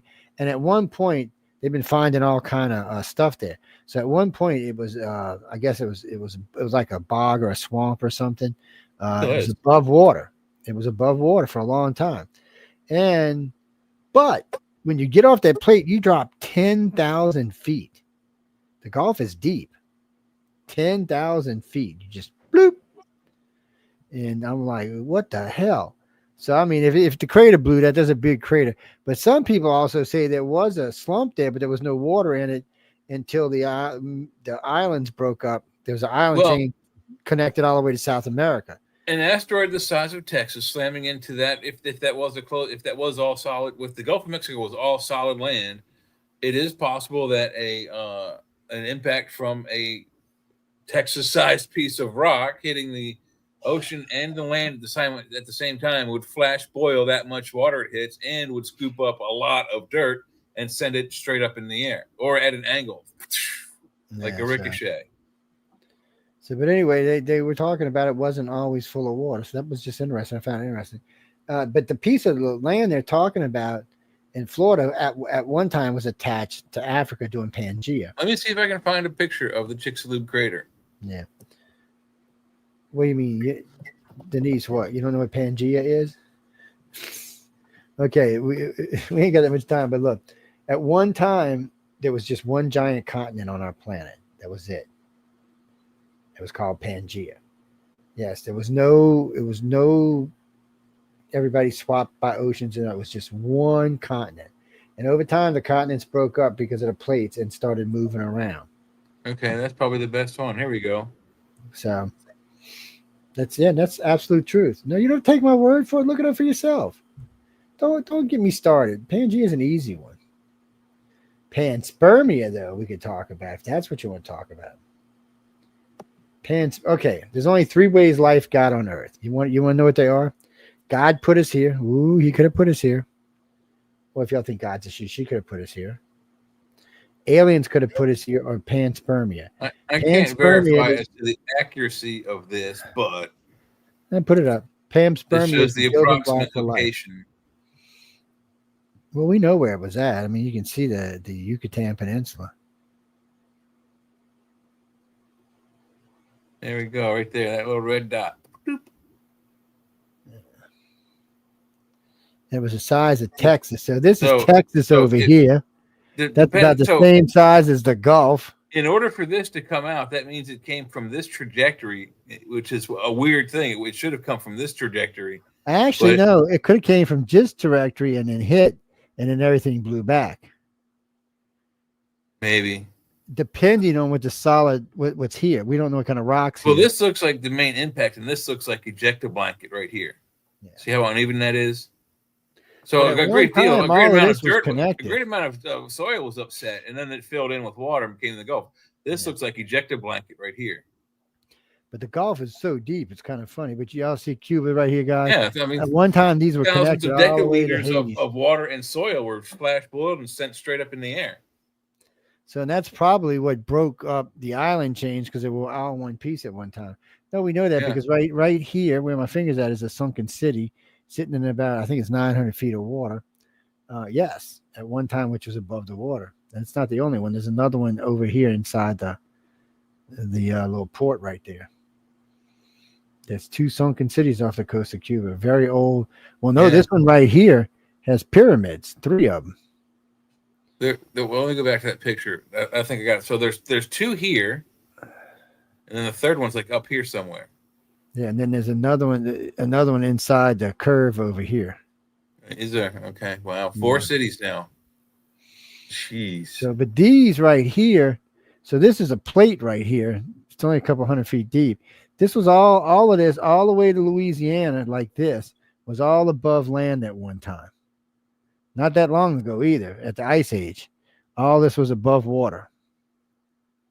But all of this wasn't. Well, what did the Chicxulub crater? Did the Chicxulub impact? Did that cause the Ice Age? Do we know? No, it wasn't the right time. They tried to say it was, but it looks like it was just a normal Ice Age. Something about the debris wasn't in the atmosphere long enough to make a complete Ice Age. Well, ice ages come in cycles. So you understand, before every ice age, there's a warming period. The planet warms up to a point where it triggers an ice age. Yep. It's been like that forever. So what are you talking about? No, Denise, there's been several times in the planet's history there was no ice at all on the planet. Yes, I'm sorry to tell you that. Yes. During all of the dinosaur eras, there was no ice on the planet. There was no ice and heavy carbon on the planet. Yeah. That's why it was such lush. You know, when that's why the plants were so big. They were soaking up all that carbon. That's when they tell you, oh, global warming is going to kill us. No, global warming is going to make everything more lush. You don't believe that shit. Well, that's a semi-accurate, though. Global warming will kill us if we, as a species, attempt to change it, cause it, or balance it out.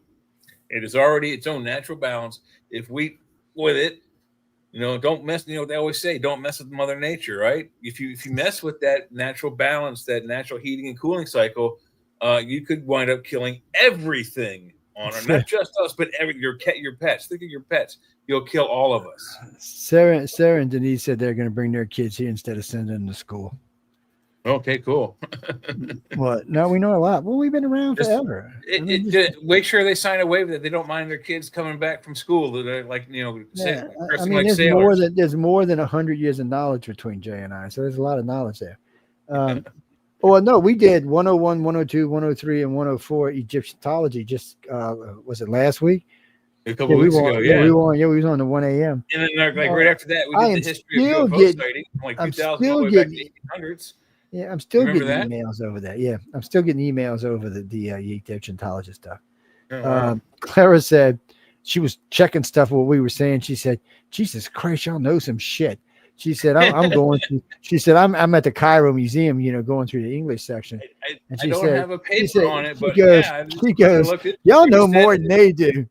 And she said, "The theories." I said, "Well, because people think when we get in heated debates that they're arguments, they're not. They're debates."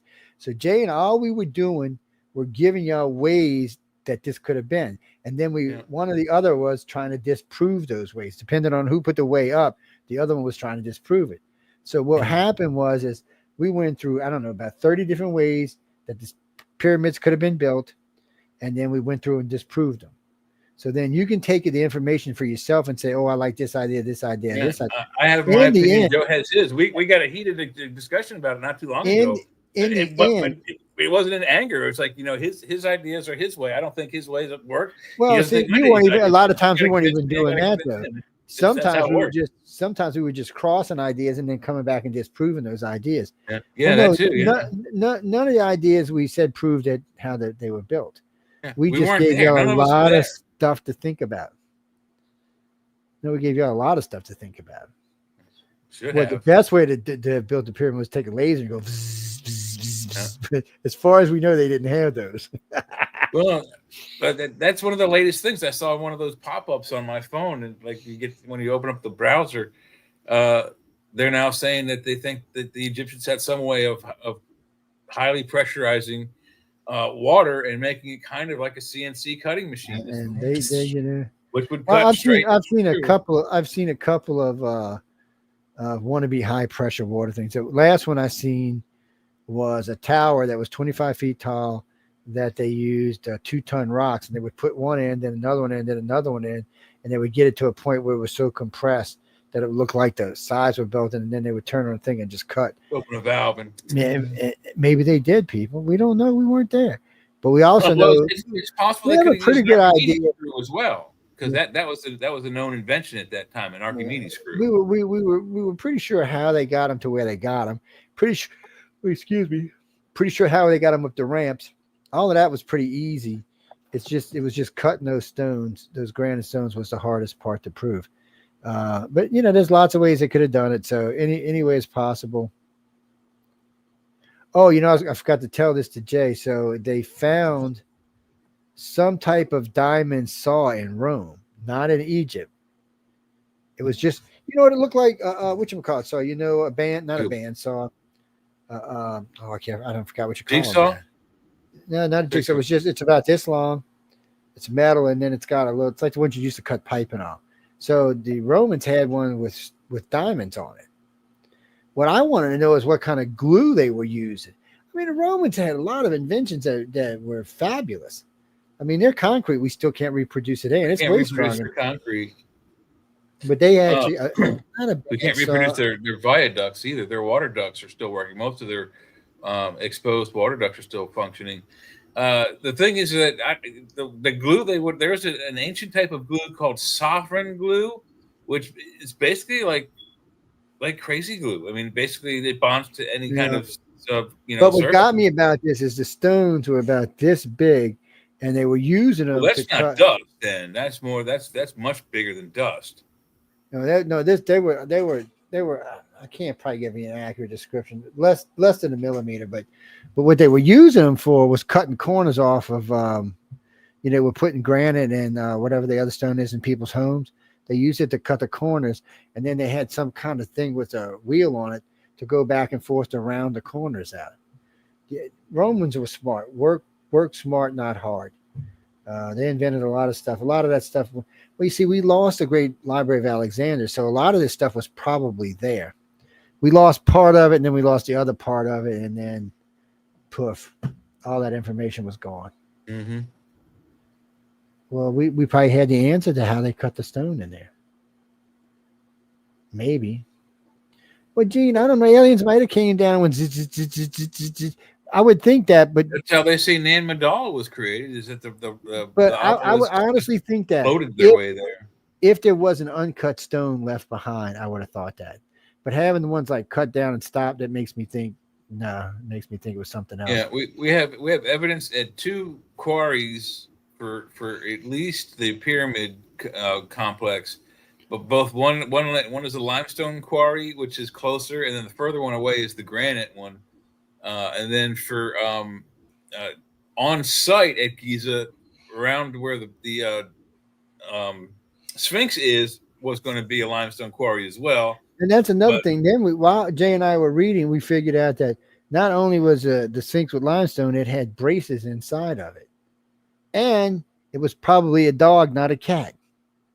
Or a wolf, whatever you want to call it. It's well, not a lion. I'm sorry, we don't. Not a lion. Actually, it does look like it could. I don't know what that was. Well, the tail kind of. The tail could be a cat tail or a dog tail. It really. Well, the tail that the animal does have is 100% not a lion, not an African lion's tail. No, because lion tail's got a puff on the end of it, and it's long. And it's also this is very long and thick all the way, whereas lion tails get very thin almost immediately.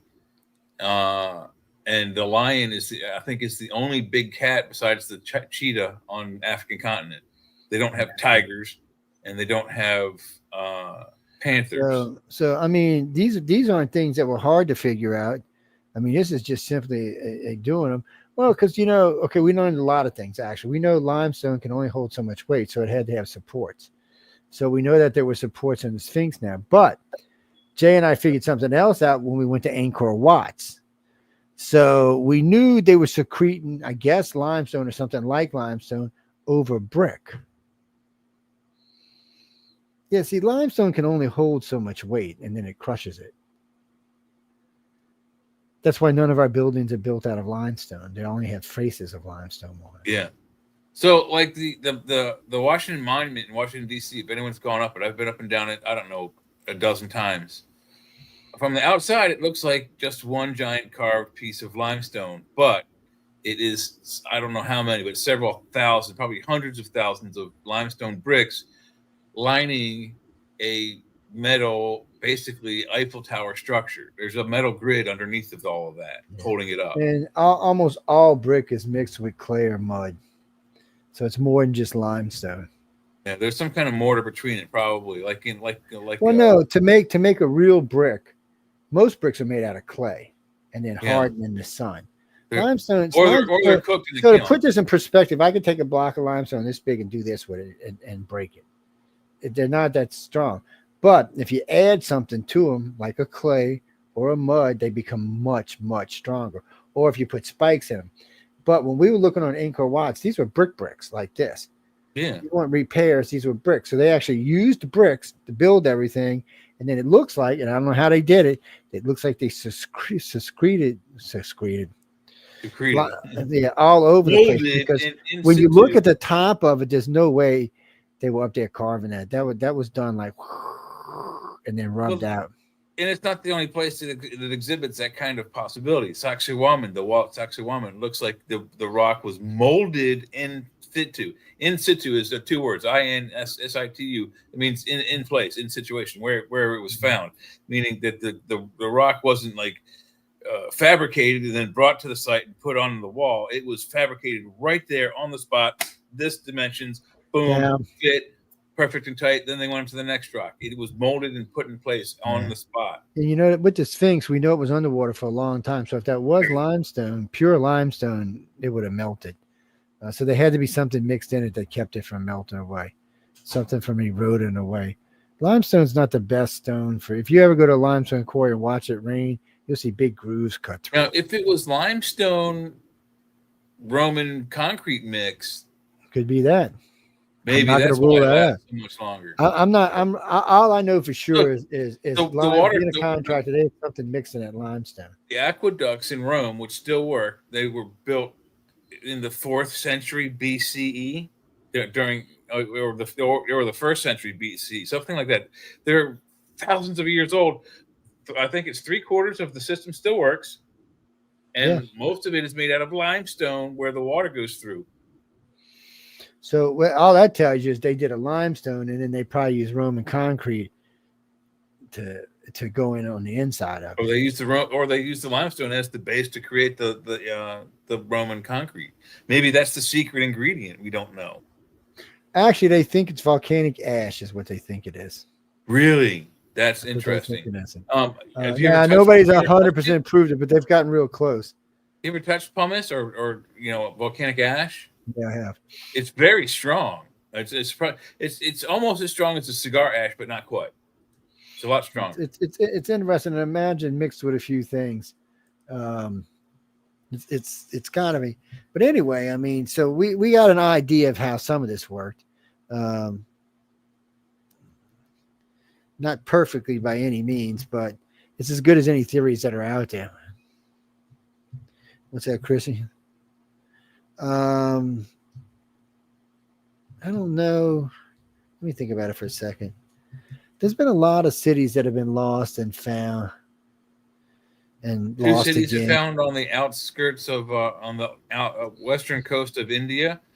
4 cities on the southern and northern coast of Cuba. And was it Bahamas or Bermuda has also found a new or well, Japan they found some too. So they found one big one in Japan. Well, is that Oniguchi or whatever? Yeah, the one they tried to say was natural. It was natural, not man-made. Yeah. And then people got down and started looking at it and said, whoa, this ain't natural, people. Yeah. The cuts, first off, the cuts were too fine to be natural, but it was more than that. They had steps and all kind of other stuff. There was just no way that they had steps though, but they think they guesstimate that the person who those steps were carved for, and there's also a carved throne, 13-foot tall creature. Yeah, a lot of people do say that. And there's also what looks to be a sacrificial area.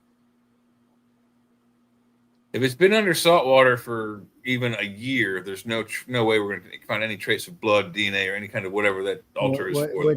No, I agree with you, Jack. There was a lot of aqueducts ran underground in Rome. Probably the majority of them ran underground. It's probably why some of it doesn't work. It's the ones underground have since been destroyed because we bombed the living snot out of that country in World War II. It's no, I think I remember reading the majority of them were underground, but the ones to stand and are still standing, they took a lot of beating and it's still there. They're 2,000 years old. Let me find out what Google says. Let's see. Roman water system ran below the city, burrowed 260 miles of rock and 30 miles above bridges and causeways and arches. So it ran both. They were connected together. Provided by 1 cubic meter of water for every person. There even such an aqueduct supplied ancient cities of Rome. Okay, so here's what Wikipedia says in summation. Most Roman aqueducts proved reliable and durable. Some were maintained into the early modern era, and a few are still partly in use. Yeah. No, Chris, they said 140 BC. That's when they built them. So, yeah, it's 2,000 years they've been out there working. Yeah, that's a long time. Stone Age technology basically still being used here now in the cyber age. Yeah, they've been talking about redoing a lot of them just for historic reasons. Sorry, I didn't mean to yawn at Joe. We got to go. I mean, why not, Joe? It's an efficient method. I mean, and not only does it filter the water, it collects it as well. I mean, it's open to the air. It runs off of various different. And it does a step down, which actually helps get the dirt out of it. And what also creates pressure. Yeah, they used them all over the place. And one cubic meter of water for every person. That's a lot of water, man. They knew what they were doing. Whoever did them knew what the hell they were doing. And they didn't supply just one Roman city. They supplied several Roman cities. It supplied the entire country, the entire boot of peninsula. Well, the reason they did the ones on the ground is a lot of hard rock in Rome. I don't know what they were using to chisel it out at 2,000 years ago, but there's a lot of hard stone underneath there. Well, there's all kind of stone in Rome. I mean, there's some of the best granite, some of the pretty granite, like green and marble. Yes, some of the prettiest stuff there. Well, marble is an expensive form of granite. How do you like that? It's a softer form of granite. It's granite. It's pre-granite. If you will, it's pre-granite. Yeah. No, I've installed both of them, but but if you take that same marble they're digging out now and give it another million, maybe another 100 million years, then it becomes granite and a much harder, stronger, soft, harder, durable surface. So if you want to put it in your house and you want to save money, you put granite in. If you want to spend more money, you put marble in.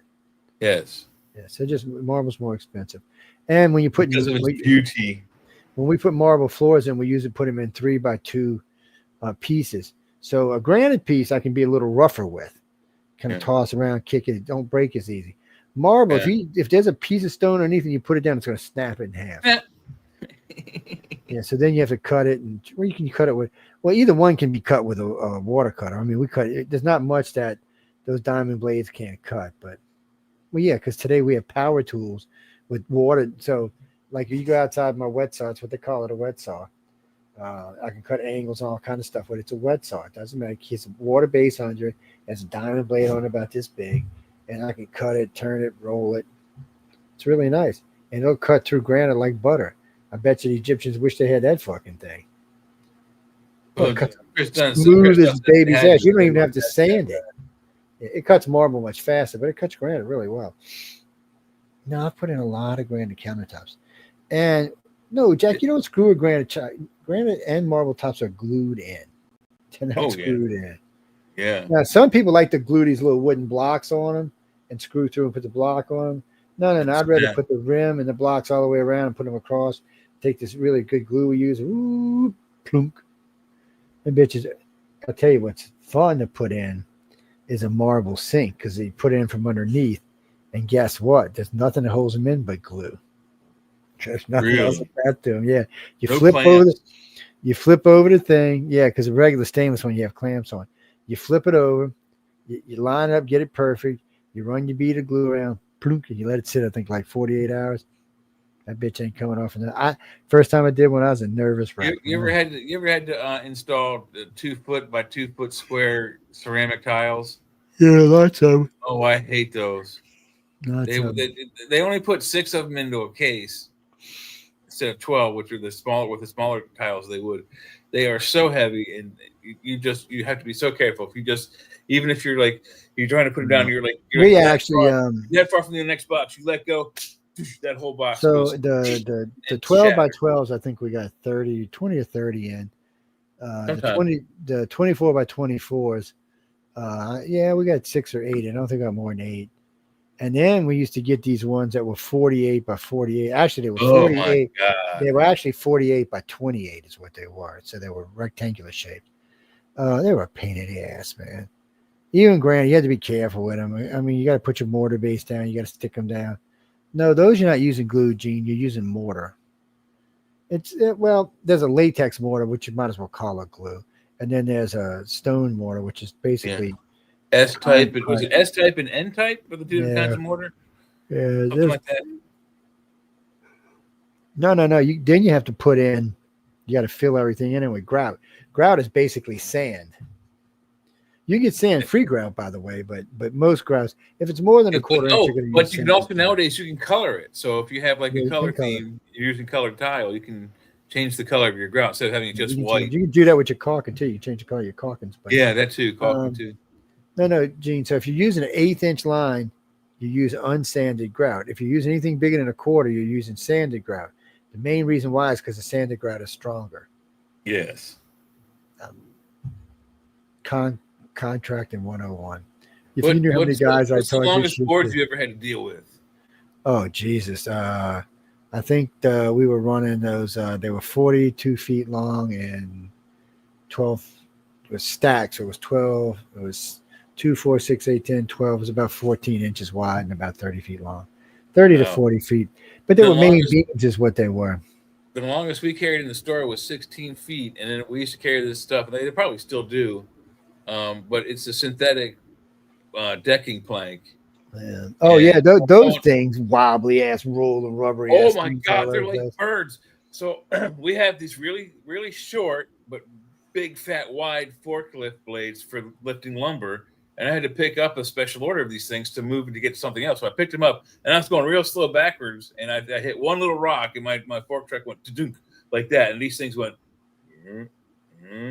See, they're good people in the fact that they're probably good for 20 or 25 years, but there's a different problem. So if I'm using my house has got decks and steps all wood, so I could put the synthetic in.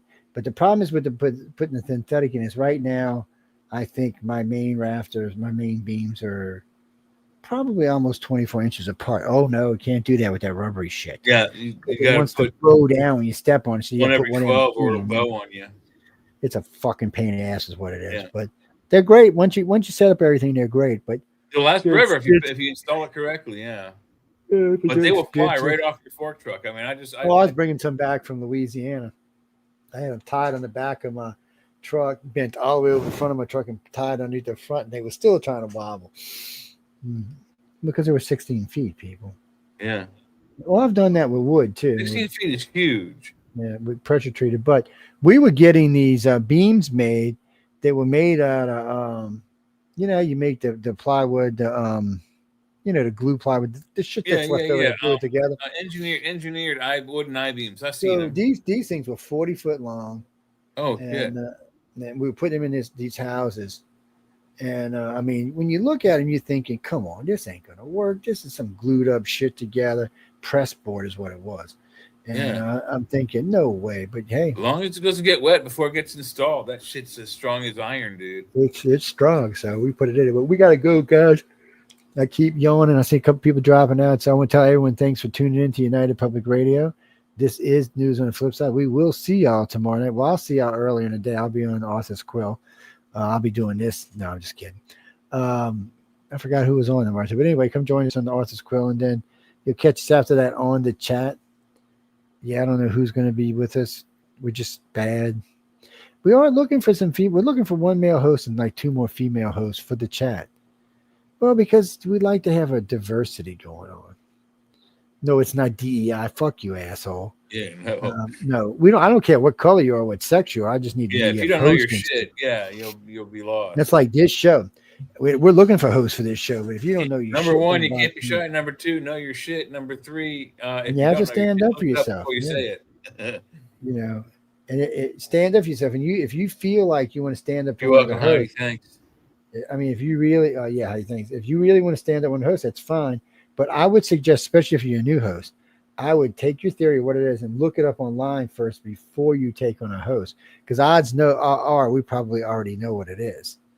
So I don't want to be mean to anybody. I just if you come in and tell me a bunch of bullshit, I'm gonna tear your ass up. Jay will too. John will. You just Oh, I did watch the new Star Trek last night. Actually, I watched the night before. Yes, I did. Strange New Worlds. Yeah, it's Strange New Worlds. Yeah, I watched it with the this is a giveaway, but they had some kind of creature on. Actually, they were doing a documentary. It was Star Trek doing a documentary on the Enterprise, which was getting this weird animal thing. Anyway, y'all watch it for yourselves. As far as the Academy goes, I'm gonna do this again. I can't see how it's going to be a good show. I could be wrong. Discovery sucked. Discovery was good sci-fi, but lousy Star Trek. I mean, come on. The Klingon War was that's not how the Klingon War did not start that way. There was no sperm drives. No, people. It's not. This is one of the things that hurt Discovery. When they did the stupid jive, no one in any other Star Trek ever talked about one of them. Mushroom Drive, yeah. I call it the sperm drive. They actually had a different name for it, but that's what I call it.